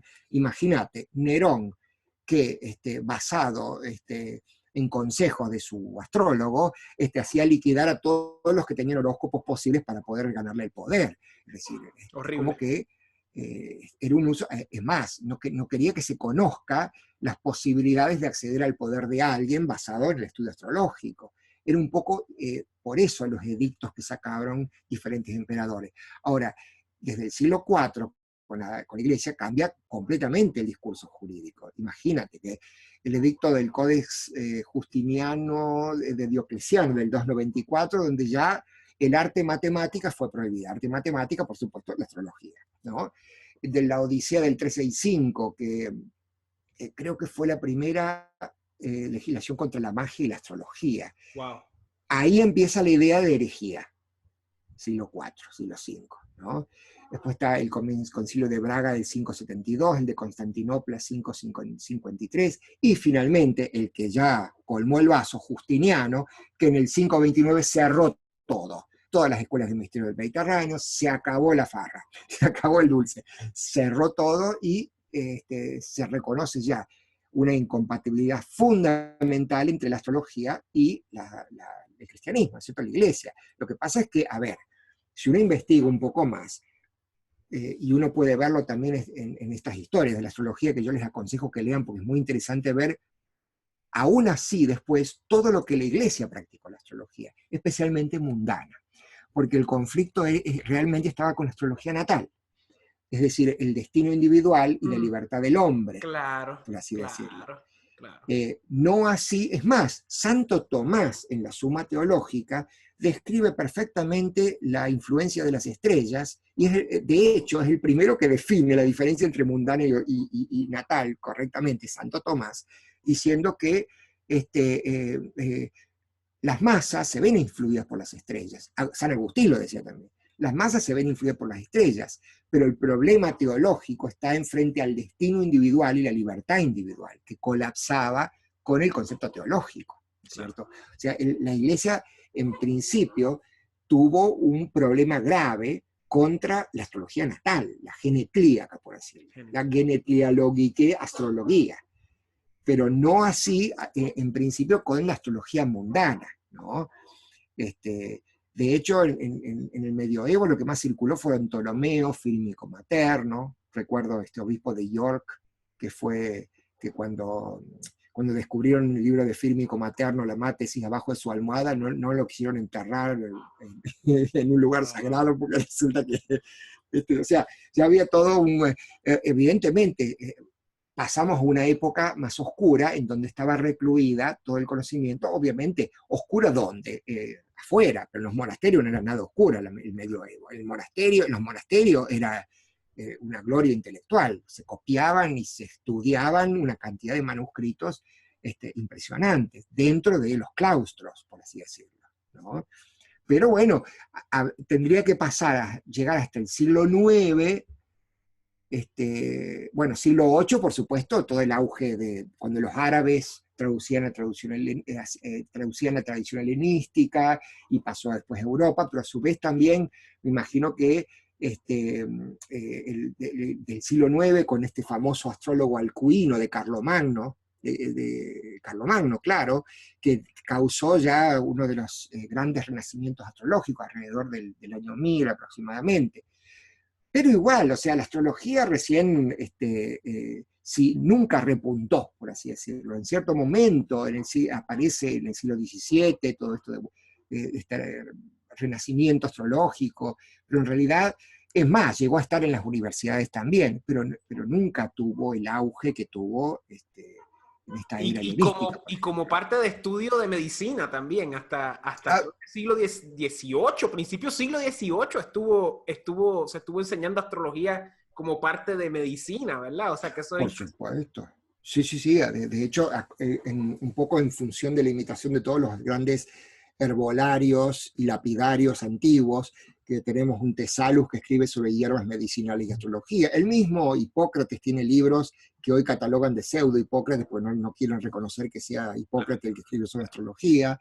Es decir, hay tratados también donde uno ve las relaciones de astrología. Bueno, en el mismo catálogo CCAG tenemos un montón de textos sobre decumbituras, que era el término para catáclisis, que sería la astrología médica. La astrología médica originalmente, que fue el tema que llevé a Río de Janeiro, en la historia de la astrología horaria, fue horaria, no fue natal. Es decir, era el momento de caer enfermo, el momento de presentar a lo mejor la orina al hospital o de ingreso al hospital, en donde se tomaba como punto de partida para una carta que dé pronóstico sobre el destino de la enfermedad, ¿no es cierto? Por eso el tema de la decumbitura es el tema de la astrología médica, que era horaria, que era, ¿no es cierto? Que no era, sí. no era un análisis no era natal, de la era carta horaria. natal, no era natal, ¿no? Bueno, entre medio tenemos todos estos, porque también, a su vez, estamos hablando muy en generalidades, ¿no es cierto? La astrología helenística tuvo tres grandes ramas, ¿no es cierto? La mundana, que era ya heredada de Mesopotamia. Yo no me gusta llamarle mundana, pero algunos llaman judiciaria, global. Astromundiales, sí, exacto. Sí, sí, sí, me gusta mucho lo que, ahora que Adolfo Jerez está haciendo todos estos congresos de astrología global, me gustó mucho la elección de astrología global para lo que se llama catholicos, pero claro, no le puedo llamar astrología católica hoy en Universal, día, claro. porque vamos a tener un problema. Así que queda como global, ¿viste? En lugar de universal. Pero a su vez, después pasa a la astrología natal ya en Mesopotamia, tipo siglo VII a.C., pero en algún momento aparece esta cuestión de la astrología catárquica, catarjiqué astrología, es decir, de designar un comienzo, una catarjé, para un evento y cuyo análisis va a arrojar el resultado potencial de cómo va a salir la cuestión. Al iniciar, que luego hoy la tenemos bien dividida entre astrología horaria, electiva y de eventos, pero antes no estaba, era solamente por cuestión de estudio que se hace eso, ¿no? Pero en algún momento en la tradición helenística surge eso. Aparentemente ya tenemos desde de Festión de Tebas, que ya tiene un tratado sobre horaria, Doroteo de Sidón ya tiene sobre electiva, pero en realidad hay muy poco de lo que podemos considerar pregunta horaria. Entonces fue toda la cuestión tan interesante de descubrir cuándo comienza el arte de preguntar, porque no, el arte de preguntar en la consulta y que el momento de la consulta sea el resultado, esté reflejado el resultado. Y eso aparentemente recién es en el siglo, entre el siglo V y VIII, ¿no es cierto? Y por eso es que se le dice que la astrología horaria es la astrología más moderna o más nueva hasta cierto punto en ese desarrollo de mundana a leccionaria, ¿verdad? También y a horoscópica Claro. y luego Claro, la horaria de las preguntas sí, o sea, de formular una pregunta y que el momento en que el astrólogo la interprete, ahí está el resultado, eso sí, ya es tardía. Aparentemente no hay ninguna, aunque te digo que a veces en Doroteo encontramos algunas preguntas que vos decís, ay, esto raya ya en el horario. Es más, en el catálogo, en el CCAG, hay unas preguntas atribuidas a un astrólogo Palcus, que son, si no me acuerdo, si lo 3 o 4, que es wow. una genuina pregunta horaria de el barco, ¿qué le pasó al barco que se fue? Entonces el tipo hace todo un razonamiento totalmente incomprensible para la astrología de hoy porque utiliza todos métodos que vos decís, a ver, ascendía a la constelación de Asclepio y llevaba instrumentos medicinales. Mercurio estaba retrógrado y traía papiros en blanco. Así, wow, ¿esto qué? Pero bueno, dice, el barco chocó, tuvieron que pasar la mercadería a otro barco, pero va a llegar a destino y típico, ¿no es cierto? Un análisis horario hecho y derecho, ¿no es cierto? O sea que ya hay algunos antecedentes, pero son demasiado pocos, por así decirlo, ¿no? Mire todas las cosas que uno todavía no están resueltas, pero también esta cuestión de las tres ramas también se dieron en momentos diferentes, ¿no? Y a la misma vez que en Europa estamos pasando por el medioevo, también en el mundo, no quiero decir árabe, sino en el mundo musulmán, también hay un desarrollo astrológico, mientras que allá está durmiendo hasta cierto punto, eh, eh, está desarrollándose quizás en los monasterios, Sí, tipo nombre de la rosa, ¿verdad? claro, sí es tipo número de la rosa, más o menos así, sí. Exactamente, como Sí, tú sí, sabes, sí. no tenía sociedades secretas, pero era el mundo del claustro, pues era un mundo Sí. quizás muy diferente a lo que la mente moderna se puede imaginar que era, ¿verdad? Quizás era muy diferente.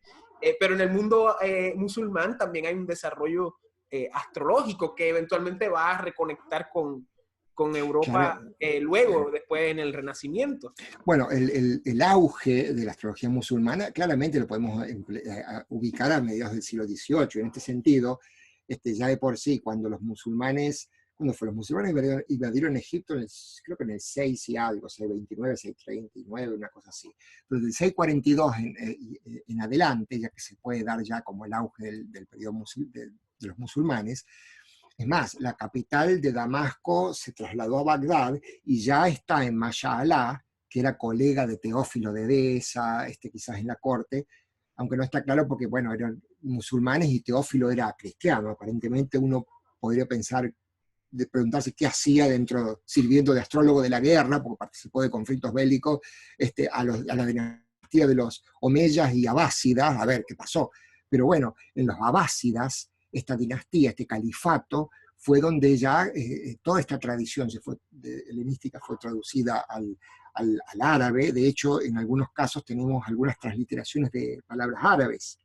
Este, eh, en lugar de decir Hilek o Hailek o Afeta, le dicen Talil, que es la palabra árabe, por ejemplo, ya en los textos griegos, que es justo el punto de auge, en donde se juntaron y se convocaron astrólogos, Mayala entre ellos, pues Abu Mashar y todos los grandes astrólogos árabes, para determinar el sitio y el momento de la fundación de Bagdad, ¿no es cierto? Que fue ese famoso tema horario de Bagdad, ¿no es cierto? Que aparentemente luego parece ser que Teófilo de Edesa y su discípulo Stefano podrían haber sido los que instrumentaron el pasaje a Bizancio, ya a Constantinopla, llevando ciertos textos de Retorio, de Valens quizás, y demás, ¿no es cierto? Que fue cómo se produjo la transmisión a la astrología árabe. Ya la horaria y otras astrologías que se desarrollaron dentro del seno árabe parece ser que tuvieron otra historia, como por ejemplo esta famosa astrología histórica de las conjunciones de Júpiter y Saturno, parece haber venido, claro, parece haber venido vía los persas, de acuerdo con Pingree. Así que la vamos a tener ahora en diciembre de 2020, enero de 2021. Claro, exactamente. Parece haber venido, todo este estudio parece haber venido vía los persas, vía el Pahlavi, donde se había traducido ya el Pahlavi y el Doroteo, bueno, toda una cuestión. Y también la horaria, por supuesto, donde está la India metida ahí, porque aparentemente también está la astrología de los aqueménidas persas como instrumental en la transmisión de la astrología horaria, ¿no? En la India, ¿no? El Prajna Marga de la India, ¿no? Y bueno, de los árabes, de la India ya es un poquito más discutible. Eso era otro tema que iba a comentar, o sea, es un tema polémico, especialmente para los puristas hindúes. Tan polémico que me apoyé. Me tuve pero déjeme decirle, es polémico en el mundo anglo, pero en el mundo hispano no veo que la gente esté consciente de eso. A ver, pero ¿dónde cae India en todo esto? Porque muchas veces no hay que ser extremista, ¿verdad? Quizás el Yotish, y yo me metí en el Yotish porque quería estudiar astrología tradicionalista, ¿verdad? Porque tuviese un marco filosófico claro, porque a diferencia de la helenística, pues estamos redescubriendo las técnicas, pero todavía el marco filosófico es como que algo que está bien abstracto, está bien nebuloso hasta cierto punto, porque no se practica, sencillo, no hay una herencia, no hay un linaje, o sea, nosotros quemamos los templos hace miles de años y ya pues está en un vacío. En cambio la Yotish no está en un vacío, está en un marco religioso, filosófico, pero a la misma vez ese marco religioso y filosófico, especialmente en lo que concierne la Yotisha, ¿verdad? Estamos descubriendo, ¿verdad? En este último siglo de que hay mucha influencia helenística y que pues es una realidad que se ha abordado por Pingree, por las palabras, ¿verdad? De que hay unas palabras en sánscrito de la Yotisha que únicamente existen en sánscrito en la Yotish y que tienen mucho parecido a palabras del griego antiguo, si no me equivoco, si es el término correcto. Pero ¿dónde cae India? Porque sabemos históricamente que, por ejemplo, de Roma salían 2 barcos buscando pimienta a la India semanalmente, o sea, que había un intercambio, y hasta antes mucho antes de esto, ¿verdad? Estamos hablando de la época helenística ahora, antes de Alejandro Magno había un intercambio cultural, no era uno gigante, pero había intercambio entre el mundo védico hindú y el mundo mediterráneo. O sea, ¿dónde cae India en toda esta ecuación? El tema de los intercambios que está siendo muy estudiado ahora, pero ya había sido citado. A ver, en Diógenes Laercios dice que Pitágoras estuvo en Babilonia, estuvo en la India. A ver, no solo en Egipto. Es decir, a ver, hay todo el tema de los intercambios que ya está siendo muy estudiado. De hecho, algunos estudian desde el punto de vista de que cada lugar donde se llegaba estaba la obligación de dejar los libros y llevarse copias, que uno no podía establecer o quedarse tanto tiempo en algún lugar, sino debía estar, bueno, toda una serie de cosas que nos hablan de que en el mundo antiguo hubo un intercambio mucho mayor del que nosotros sospechamos. Los indios, por ejemplo, en el caso de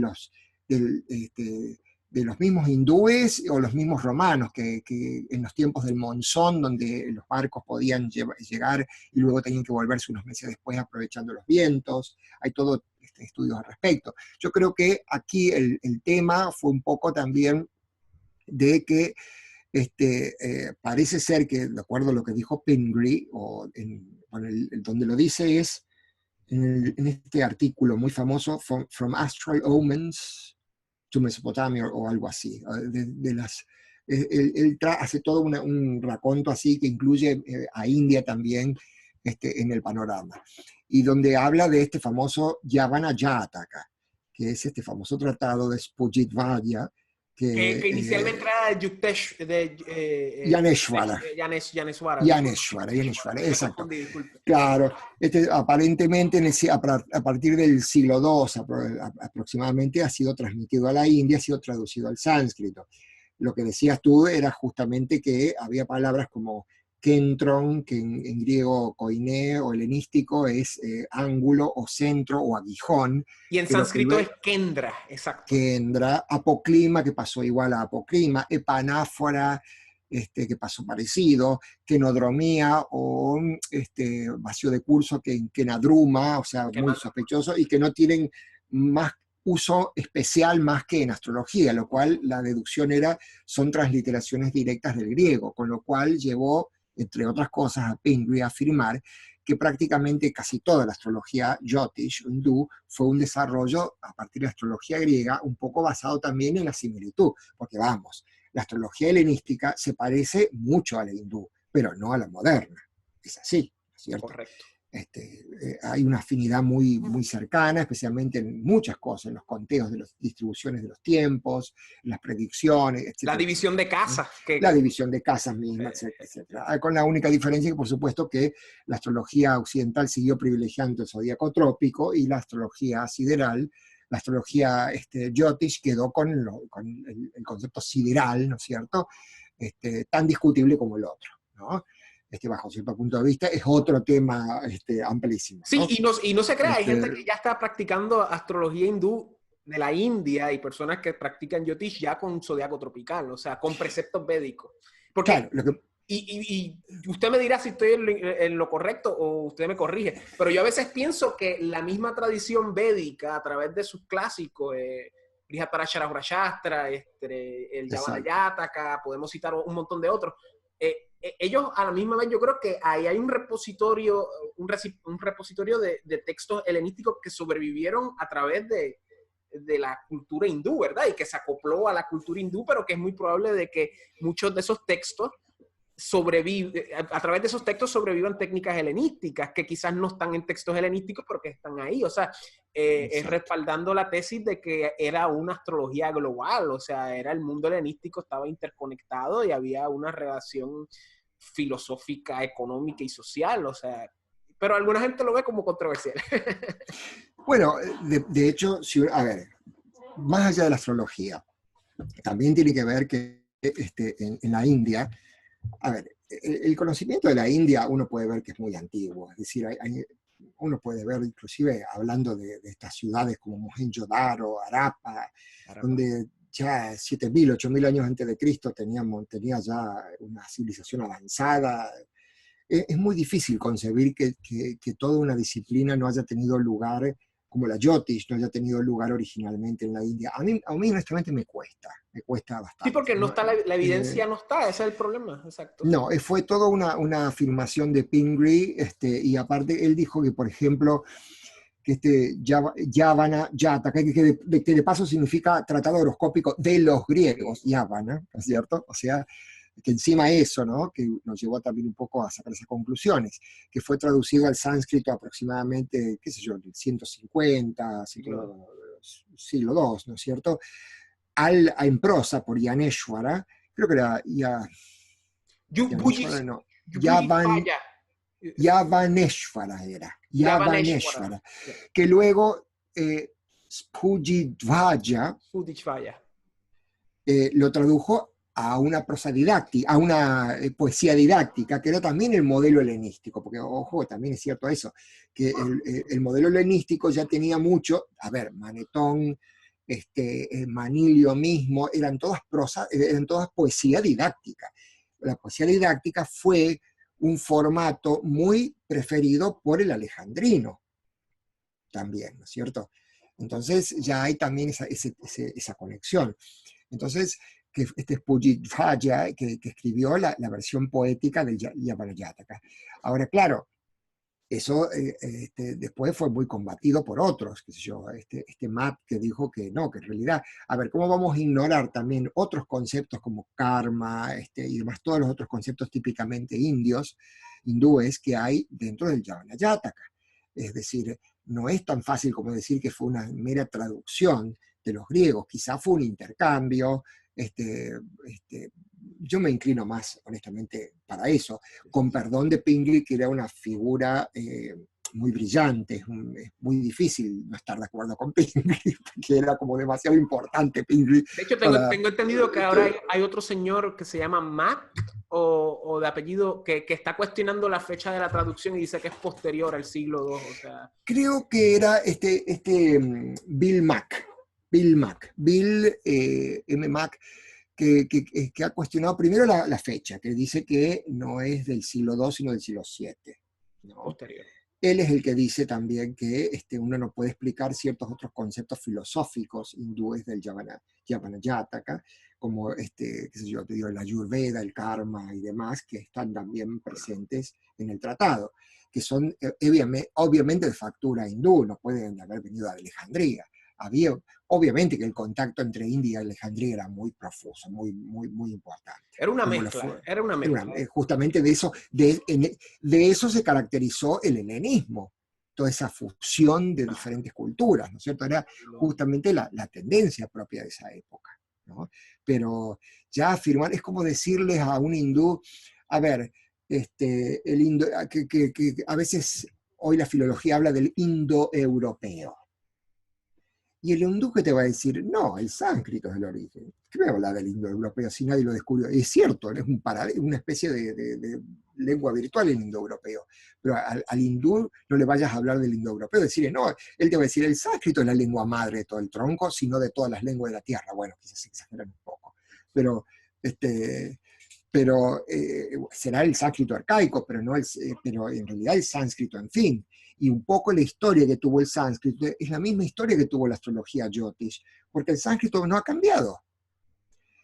Si es porque, como lo explican hoy en la universidad o los profesores lingüística, que es la policía de los brahmanes que trata de que todo quede en statu quo, o no lo sé, pero mientras tanto hay el concepto de tradición es muy fuerte en la India, y no solamente de tradición, sino de tradición oral, porque si vos analizas un poquito cómo es la astrología hindú, de pronto, ¿cómo haces memorizar 300 yogas, por ejemplo?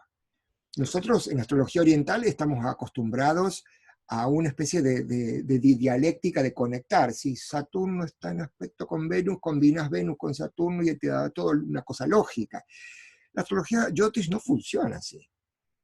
Funciona por una tradición oral.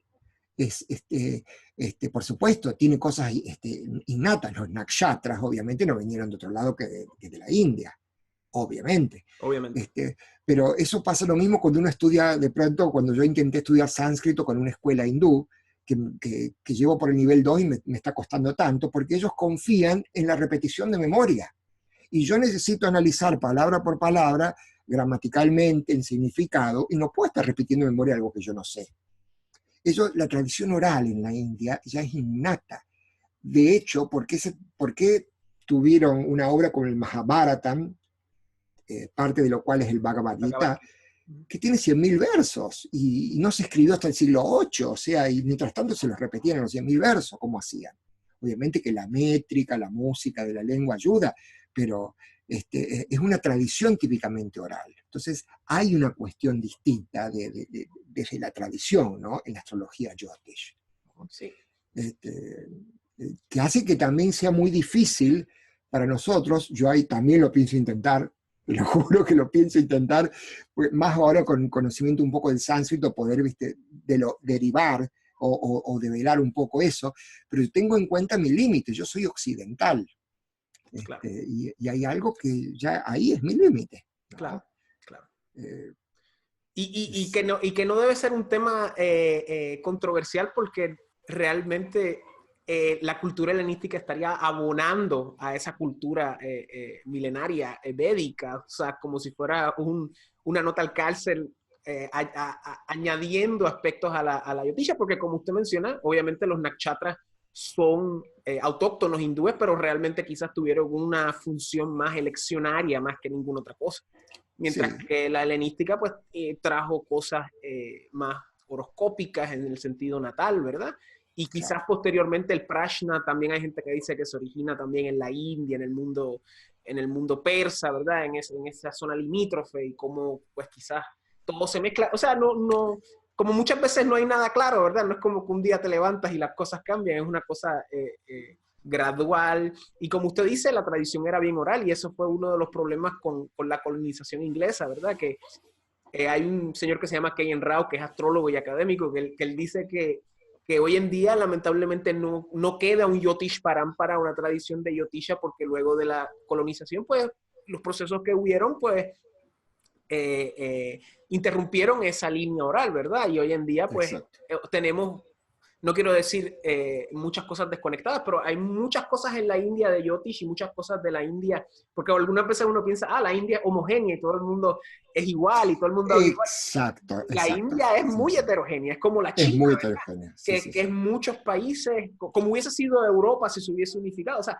en muchas lenguas, no quiero decir cientos, pero son muchas lenguas, y el sánscrito como que las amarra todas, el hindú moderno las amarra todas, y hay diferentes perspectivas, diferentes filosofías, o sea, no es algo homogéneo, No, no. y en esa heterogeneidad pues entra la cuestión helenística, y no, yo no le veo nada malo a eso, ¿verdad?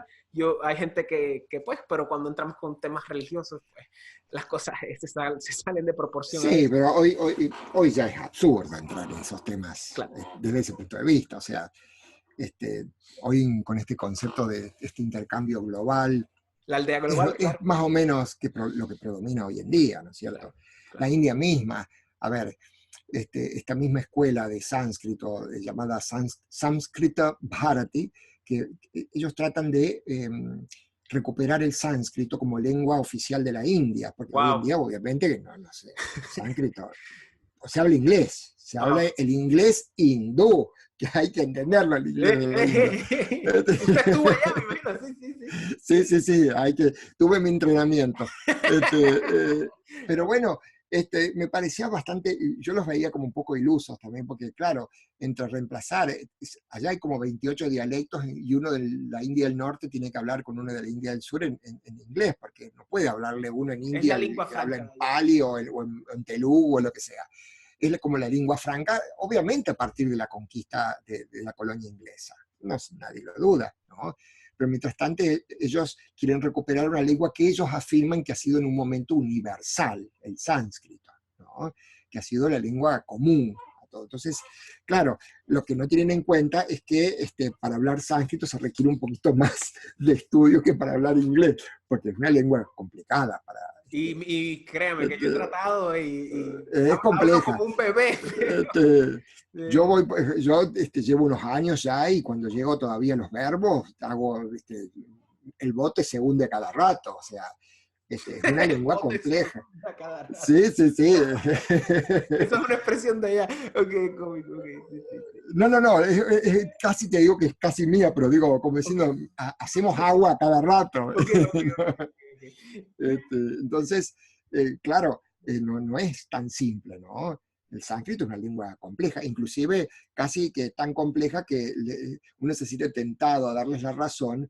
Y en este sentido, claro, en los shastras uno puede ver que la Jyotish, la astrología, en cierta forma está ligada mucho a la lengua sánscrita, porque es parte de toda la herencia sánscrita de literatura. Y ellos dicen que, bueno, el sánscrito para ellos fue creado por un grupo de rishis, o sea, Claro. de Los maestros. saptarishis, claro, claro. Claro, los 7 rishis, Sapta rishis. Entonces, claro, ellos opinan que es una lengua perfecta, pulida. Bueno, kritam, que significa hecha. Samskritam es como algo pulido, redondeado, ¿no es cierto? La ciudad de los dioses. Entonces, como que es una lengua ya hecha casi artificialmente, de acuerdo a ellos, casi perfecta, como una lengua así, capaz de expresar cuestiones espirituales y conceptos abstractos como ninguna otra lengua puede.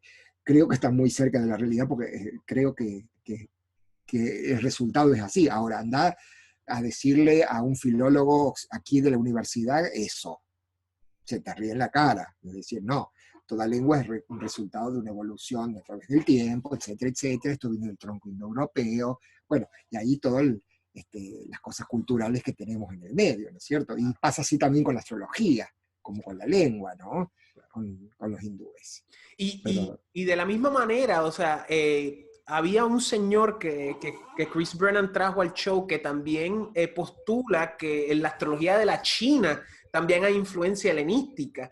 O sea, que estamos viendo que no meramente la astrología del Mediterráneo fue hacia la India, sino que se esparció por casi todo el continente. De la misma manera que el cristianismo se esparció por todo el continente, de la misma manera claro, los musulmanes, o sea, se esparcieron por toda Asia y toda África. O sea, exacto. en el viejo mundo todo se estaba interconectado y la idea, también esto no es una cuestión académica, sino también esto es una cuestión más vulgar, más del público, la idea de pensar de que hace 2000 años las personas eran primitivas y que no había interconexión. Eso es falso.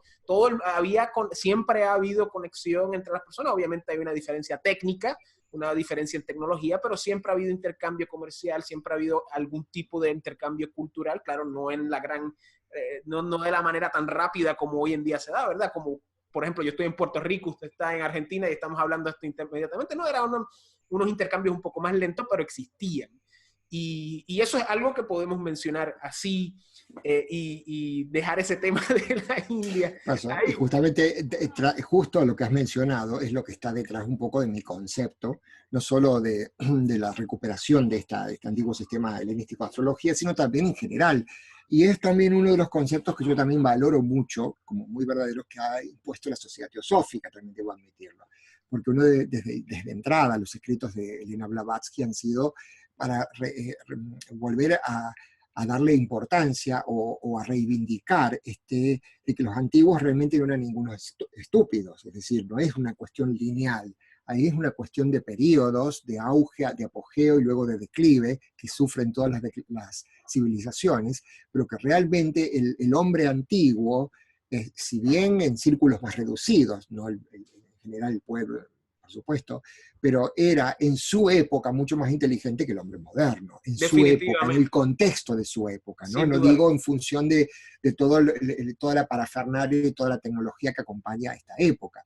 Es decir, hay una cuestión de que ya se acaba, se muere ese concepto de que mientras más antiguo, más estúpido, más primitivo. Entonces, eso está por subyaciendo a todo lo que es mi estudio, y eso es también lo que valoro mucho por lo menos los escritos, por más que sean dentro del ámbito más esotérico, ¿no es cierto?, Claro, claro, claro. de la sociedad teosófica, que es lo que ha traído también a Occidente, toda esta sabiduría de Oriente, y con este concepto también, que bueno, en cierta forma es nuevo, ¿no? Y la realidad es que aunque hoy en día nos queramos pensar de que somos bien avanzados, la realidad es que en el mundo académico hay cosas que no se pueden tocar. O sea, no tan solo desde el punto de vista de lo políticamente correcto, sino también en el punto de vista de los paradigmas. O sea, estamos hablando de la historia de la astrología, pero realmente no sabemos de dónde sale la astrología más allá de Mesopotamia e Egipto. O sea, usted mencionó la ciudad de Arapa, podemos lanzarnos bien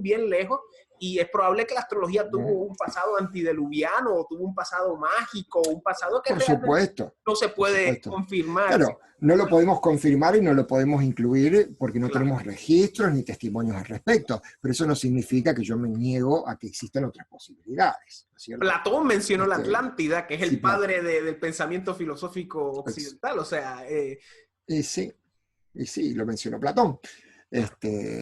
Pero bueno, es fácil decir, bueno, estaba hablando como de una en un isla mito, en una diferente. misma mítica, bueno, dale, si quieres ponerle un nombre de mito, ponele. Pero claro, lo dijo Platón. Bueno, uno de los tantos ejemplos, ¿no es cierto? Uno puede ver que hoy en día, inclusive en la misma universidad, ¿no es cierto? Uno se encuentra con no, no todos en general, pero uno va a un congreso, por ejemplo, y ya uno puede ver una especie de disección del conocimiento, que uno se pregunta, bueno, ¿a qué lleva todo esto? Si yo voy a un congreso, dice, bueno, hoy voy a hablar toda la conferencia del verbo balo en las nubes de Aristófanes. A ver, o Claro, sea, yo me paso una hora escuchando sobre un verbo en una obra del mundo antiguo y digo, y eso sí, por supuesto que es interesante para alguien que, con algo específico, bueno, que pueda beber esa información, pero a la larga estamos de pronto haciendo cada vez más específicos y se me ocurre que estamos perdiendo un concepto más global del conocimiento.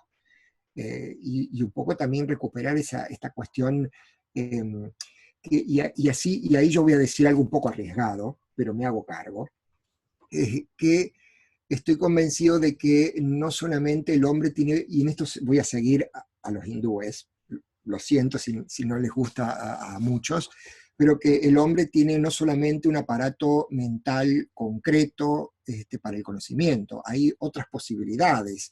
El hombre tiene la posibilidad de desarrollo intuitivo, claro. de captar otras cosas, y para eso, pero hay que ejercitarlo, hay que poner la actitud ante el conocimiento en un fondo, en un trasfondo más universal, más global, más humanitario. En ese sentido Claro. también tiene mucho que ver con un concepto de, no sé, yo le llamo fraternidad universal en el sentido también del conocimiento, ¿no? Es decir, mi enfoque siempre es global, universal, ¿no? Si bien tiende a ser bastante específico en cuanto a los intereses, ¿no es cierto? La astrología helenística es algo muy específico en general, pero siempre teniendo en cuenta que el hombre tiene posibilidades innatas para acceder al conocimiento también, no solamente desde el punto de vista limitado, concreto, ¿no? Sino que tiene posibilidades internas que desarrollar. Muy Y cierto. ya, y ya me callo, porque no quiero ir más. Entonces, Pero... para ya ir cerrando esta cronología, entonces, ¿cómo conectamos el Renacimiento cuando ya esa tradición medieval astrológica se va fusionando con los escritos árabes y entonces viene el Renacimiento, subsiguientemente pues obviamente viene la Reforma, después viene la Ilustración? O sea, ¿cómo es la astrología en ese periodo hasta el siglo XVIII que casi muere, tengo entendido? O sea, que casi se pierde y después regresa al siglo XIX donde empezamos la conversación. Pasa que en el Renacimiento lo que más uno puede rescatar es justamente esta recuperación. El Renacimiento prácticamente ha sido como una especie de renacimiento de la cultura clásica, ¿no es Claro. cierto? Eso estuvo un poquito en el trasfondo del Renacimiento. Yo lo que más rescato del Renacimiento es la cantidad de bibliotecas que atesoraban manuscritos, es decir, aquellos grandes mecenas que promocionaban grandes bibliotecas, que acumulaban tantos manuscritos. Bueno, la misma biblioteca laurenciana, la biblioteca, o sea, todos son bibliotecas, grandes bibliotecas formadas durante el Renacimiento, cuyo material fue acumulado en el Renacimiento, y donde se comenzó un poco a comentar y a reescribir toda esta tradición, ¿no es cierto? Sí tenemos una cantidad impresionante de escritos de esa época, que si bien no es mi campo de estudio, el Renacimiento, porque mi campo de estudios tiende a ser desde el siglo VIII para abajo, ¿no es Claro, cierto? claro. Pero sí uno puede apreciar que uno conoce justamente gran parte de la tradición a través de todo lo que se ha atesorado en el Renacimiento, que luego pasó, ¿no es cierto?, a este periodo, bueno, el siglo XVIII, este siglo de las luces, ¿no es cierto?, naturalmente con este criterio ya del cientificismo, llevó a que necesariamente haya un retroceso en todo esto, ¿no? En todo lo que es el atesoramiento del conocimiento astrológico. Bueno, en el siglo XVIII, en el 1700, o sea, nace todo este criterio así más iluminista, Que más a la misma vez, científico. que es a la misma vez que se descubre Urano, que para mí esa conexión, Ah, a veces los astrólogos como que no hacen esa conexión, pero a la misma vez que la modernidad se lanza con todo su brío, o sea, es a la misma vez que descubrimos dos planetas, o sea, sí, posteriormente sí, Neptuno, pero descubrimos Urano, o sea, así eso, es. eso es asombroso, o sea, de cómo, y a la misma vez, desde de ahí es que podemos ver cómo es el desarrollo de la astrología moderna, ¿verdad? Psicológica, desde Exactamente. desde la óptica teosófica, como empieza. Pero, o sea, eso rompe el esquema, literalmente no es una cuestión filosófica de que ya somos heliocéntricos, sino más bien es una cuestión de que ya hay unas esferas superiores que no conocíamos antes, que es la de Urano y de la de Neptuno, y Claro. que eso es muy interesante, creo yo, o sea. Que también nos lleva a pensar, ¿y ahora qué? O sea, Exacto. ¿y ahora más qué? Exacto. Porque uno no puede negar el desarrollo, o sea, yo no me opongo a todo este enfoque psicológico, ni tampoco menos al esotérico, que tiene su valor, tiene su vuelo del pensamiento y demás. Ahora, claro, ahora estamos justamente, bueno, como pasa en muchas áreas, en la música pasa eso, a ver, la recuperación de la música antigua, se hacen, a Bach ya se lo quiere tocar con instrumentos de época, de acuerdo a criterios basados en cánones de los tratados de la época, que son, por supuesto, deducciones, hipótesis, por supuesto, pero en realidad también está esta tendencia de la recuperación, yo no diría quizás enciclopedista, pero también del original, por así decirlo, ¿no? A ver cómo se mezcla todo este movimiento de recuperación de los movimientos de toda la tradición clásica con todo este pensamiento moderno, ¿no?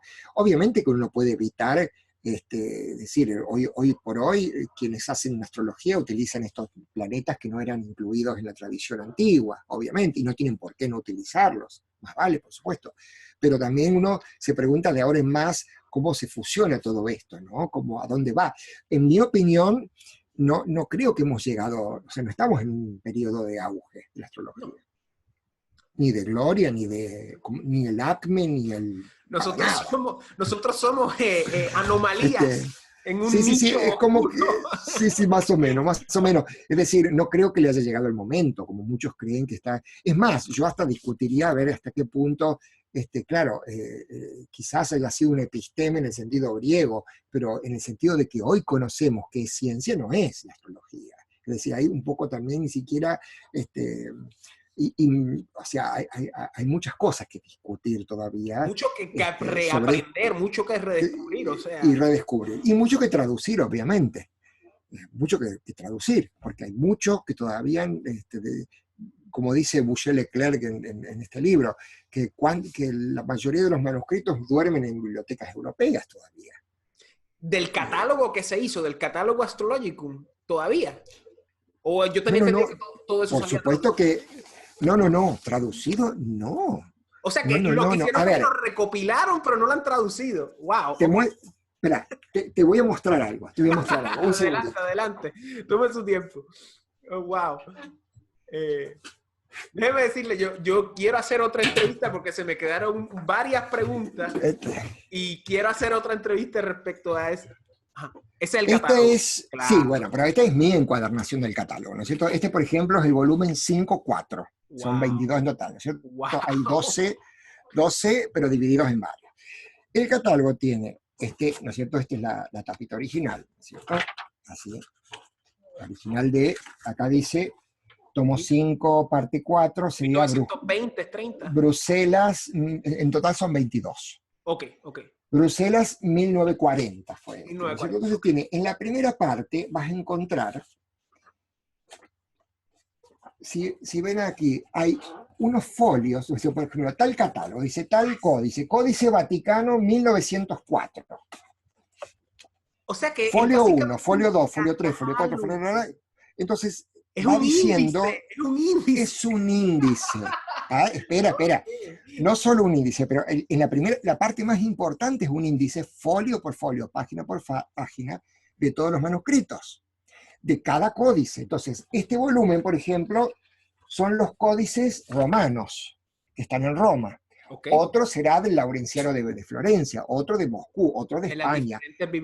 Okay. Cada volumen tiene una enumeración de alguna biblioteca distinta.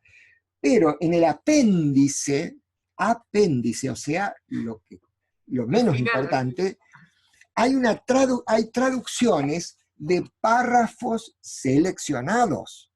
Eso es el catálogo. O sea, no es que está todo traducido, no está ni el 5% traducido. ¡Wow! Diablo. ¿Entiendes? O Eso me sea, dan ganas de buscar una beca y aprender latín y griego antiguo. claro, entonces, ¿qué hicimos con, por ejemplo, que es la tarea que hizo más Benjamin Dice que yo, en realidad? Buscó acá, por ejemplo, en Teófilo, que dice tal cosa, abarca tales capítulos, está en tal códice. Este códice, ¿dónde está? Está en la Biblioteca del Vaticano. Bueno, hay que comprarlo. Entonces Y que aparece, no es barato, entonces, que no es barato tampoco, ¿verdad? claro, entonces aparecen, por ejemplo, estas fotos donde yo acá lo he impreso, que sería el códice Angelicus Graecus, Wow. ¿no es cierto? Eso es árabe. Eh, Eso es No, eso griego. es No, eso es griego. griego antiguo. Eso es griego antiguo. Eso es griego, ¿no es Ya, cierto? ya lo veo. Este es el códice, bueno, por supuesto que el códice abarca 4 volúmenes de esto, pero esto es porque yo lo imprimí así, para más facilidad, para poder tratarlo, para poder verlo con lupa y a su vez tener la fotografía de alta definición en PDF para poder verlo bien, ¿no es cierto? Pero entonces es a partir de esta obra, el catálogo, que uno puede conseguir los códices para traducir lo que no está traducido acá, que está una parte mínima solo como apéndice, Y eso es en Europa. No estamos ¿no es contando cierto? todos los textos que deban haber en la India, todos No, los por textos. supuesto, eso es solo en griego, catálogo de los códices de astrólogos griegos, No ¿no es latín. cierto? Con Latín. algunos latinos también. Ok. Alguno intentó hacer hace poco un catálogo de astrólogos latinos, ¿no? Me enteré por una publicación que había, pero en realidad de los griegos. Nada que, o sea, Pingree a su vez hizo su recensión de todos los escritos sánscritos, por ejemplo. O de aquellos con los que él tuvo en contacto, pero no incluye para nada el sánscrito, no incluye para nada otro idioma que no sea el griego aquí. O sea, todos esos 22 volúmenes, solo de lo que hay escrito en griego, con alguna inclusión de algunos en latín, en las bibliotecas de Europa. Aún así, ni siquiera, a mí me contaban amigos de España, que ni siquiera en España está todo, se sabe Wow. si O sea que hay eh, textos que no están en el catálogo. Es lo que me por está. supuesto, hay Wow. textos que no están en el catálogo, inclusive hay enumeraciones que no están bien, porque nosotros hemos visto que hemos pedido ciertos folios y resulta que no coincidía con lo que decía acá, tuvimos que empezar a remontar. Y, Qué cómico. sí, sí, sí. Sí, sí, obviamente que no es una tarea fácil de hacer semejante catálogo, Y usted dice que pero 5% nada más se ha traducido. por decirte una cifra, pero Una no, no, cifra, no, claro, no claro. debe, no debe, o sea, de lo que se ha traducido, a ver, si yo veo aquí, es una selección de cada códice lo que se traduce. Por ahí hay obras completas, por ejemplo, uno encuentra acá, Introducción de Porfirio, otra, ciertos textos de la astrología militar de Teófilo de Edesa, pero a su vez hay un montón de otras que tuvimos que pedir los códices, porque obviamente aquí no estaban traducidos en edición crítica. O sea, perdón, traducido no hay ninguno. Me refiero a que está la edición en griego, crítica, con el aparato crítico, ¿no es cierto? O sea que Después está en griego, hay que está en traducirla griego, hay al que español o al traducirla. inglés, exacto. Algunos han sido traducidos, por ejemplo, Pingree ha hecho ediciones de Festión de Tebas, de Valens, de Pablo Alejandrino, que ha publicado en Teubner, ¿no es cierto?, en la biblioteca teubneriana, ¿no es cierto?, como edición crítica en griego, y que luego fue traducido por Bob Schmidt, por Mark Riley también, que tiene su versión, ¿no es cierto?, y que vamos a traducir ahora nosotros La antología, próximamente, él la en tradujo. antología. Claro. Claro, exactamente. Entonces, ves que hay un trabajo enorme que hacer, ¿no es Wow. cierto? Por eso era que en Project Hindsight le decían a estos astrólogos, vuelvan a la escuela, aprendan griego antiguo, latín, Robert Hahn. Bueno, eso es lo que me dijo sí, Schmidt, a mí, que Claro, me claro. convenía Creo que saber. Dorotea, ¿cómo es que se llama la señora? Dimitra George. Helen. Dimitra Ah, George también creo. Dimitri George, sí, sí, sí. O sea, También ella, la que estuvo a cargo del colegio Kepler, del curso de claro, astrología. claro, claro. Sí, sí, sí. Claro, es otra. Eh, eh, Este, Eduardo, yo lo voy a tener que invitar otra vez porque hay unas cosas que nos quedamos sin discutir, pero realmente esto ha sido una conversación para mí, por lo menos, muy sí, gratificante porque la gente no sabe, yo realmente, hago estas entrevistas, pero yo aprendo un montón. Y claro. realmente yo le agradezco mucho. Ahora mismo usted me dijo que está trabajando en una traducción de antología de Sí, Valens. con Benjamin Dykes estamos trabajando a traducir la antología de Valens para Que eso publicar es, próximamente. son cuánto, como 12 tomos, algo así era. Ah, bueno, no son tomos, son pequeños libritos. Los libros en el sentido antiguo son más pequeños, son como capítulos, ¿no? O sea que es un libro grande, por así decirlo, ¿no? La antología completa. Quizá hay también otros textos adicionales llamados aditamenta en la edición de Pingree, que quizás vamos a discutir si son iguales o no, si vale la pena traducir o no, ¿no es cierto? Pero por ahora estoy en eso, regresando a mis vacaciones y todavía me está esperando que le mande el resto del libro número 1. Así que me voy a tener que poner. Genial, Este, genial. Así que realmente no, muchas gracias a ti, ha sido muy, muy gratificante No, y de conversar. verdad, Así que cuando quieras, cuando desees, podemos tomar un tema en particular y hacer lo que podemos para agotarlo, ¿no? claro, hay que hablar de un montón de cosas que no hablamos, que era básicamente del proceso de traducir, que eso es algo que quiero volver a traerlo en un futuro para hablar acerca de eso, porque este tema del catálogo es muy interesante y tú sabes, de esas pequeñas historias Sí. que No, y aparte, especialmente cuando es desde un códice, cómo hacer con el códice, es decir, cuál es el proceso, cómo tratar, aparte un códice no es solamente saber griego, sino también saber la abreviatura, porque está abreviado, está todo con símbolos, está con... es todo un entrenamiento, para lo cual, honestamente, las universidades no te preparan. Claro, las Solamente te universidades lo mencionan. nunca preparan a nadie para el mundo real. Y yo creo que eso es algo, eso es como una curva, eso es como una realidad de la educación moderna, de que cada vez la educación, mientras más se masifica, más baja su calidad y hasta cierto punto pues no te preparan porque realmente no es un proceso pedagógico educativo, sino más bien un proceso de negocio, económico, Sí, ¿sabes? por supuesto. Tiene, Sin contar las universidades, sí, tú sabes, de élite. seguro, ¿Sabes? seguro. No, y acá también tenemos algunos profesores realmente, no, inclusive acá en Córdoba hay profesores que trabajan en ediciones europeas, con doctorados en Alemania, o sea, son profesores muy capaces, o sea, no todos, pero hay algunos de los cuales uno se aprovecha mucho el conocimiento que tienen. Lo que pasa es que el punto es que aún ellos frente a un alumnado, no tanto en mi carrera porque somos pocos, en letras clásicas, honestamente, en algunas clases éramos 5 personas, muy diferente a letras modernas que a veces hay 90 o 100 personas en el aula, ¿no es cierto? Pero en realidad, sí, el mismo nivel que traen del secundario, yo que también tengo algunas horas en el secundario y enseño en la escuela media, me doy cuenta que cómo hacer para preparar a esta gente para la universidad después. Porque después yo veo mismo en la misma universidad que de pronto en mi carrera, por ejemplo, que dan para estudiar, uno tiene que estudiar artículos en inglés, a veces en francés y a veces en alemán.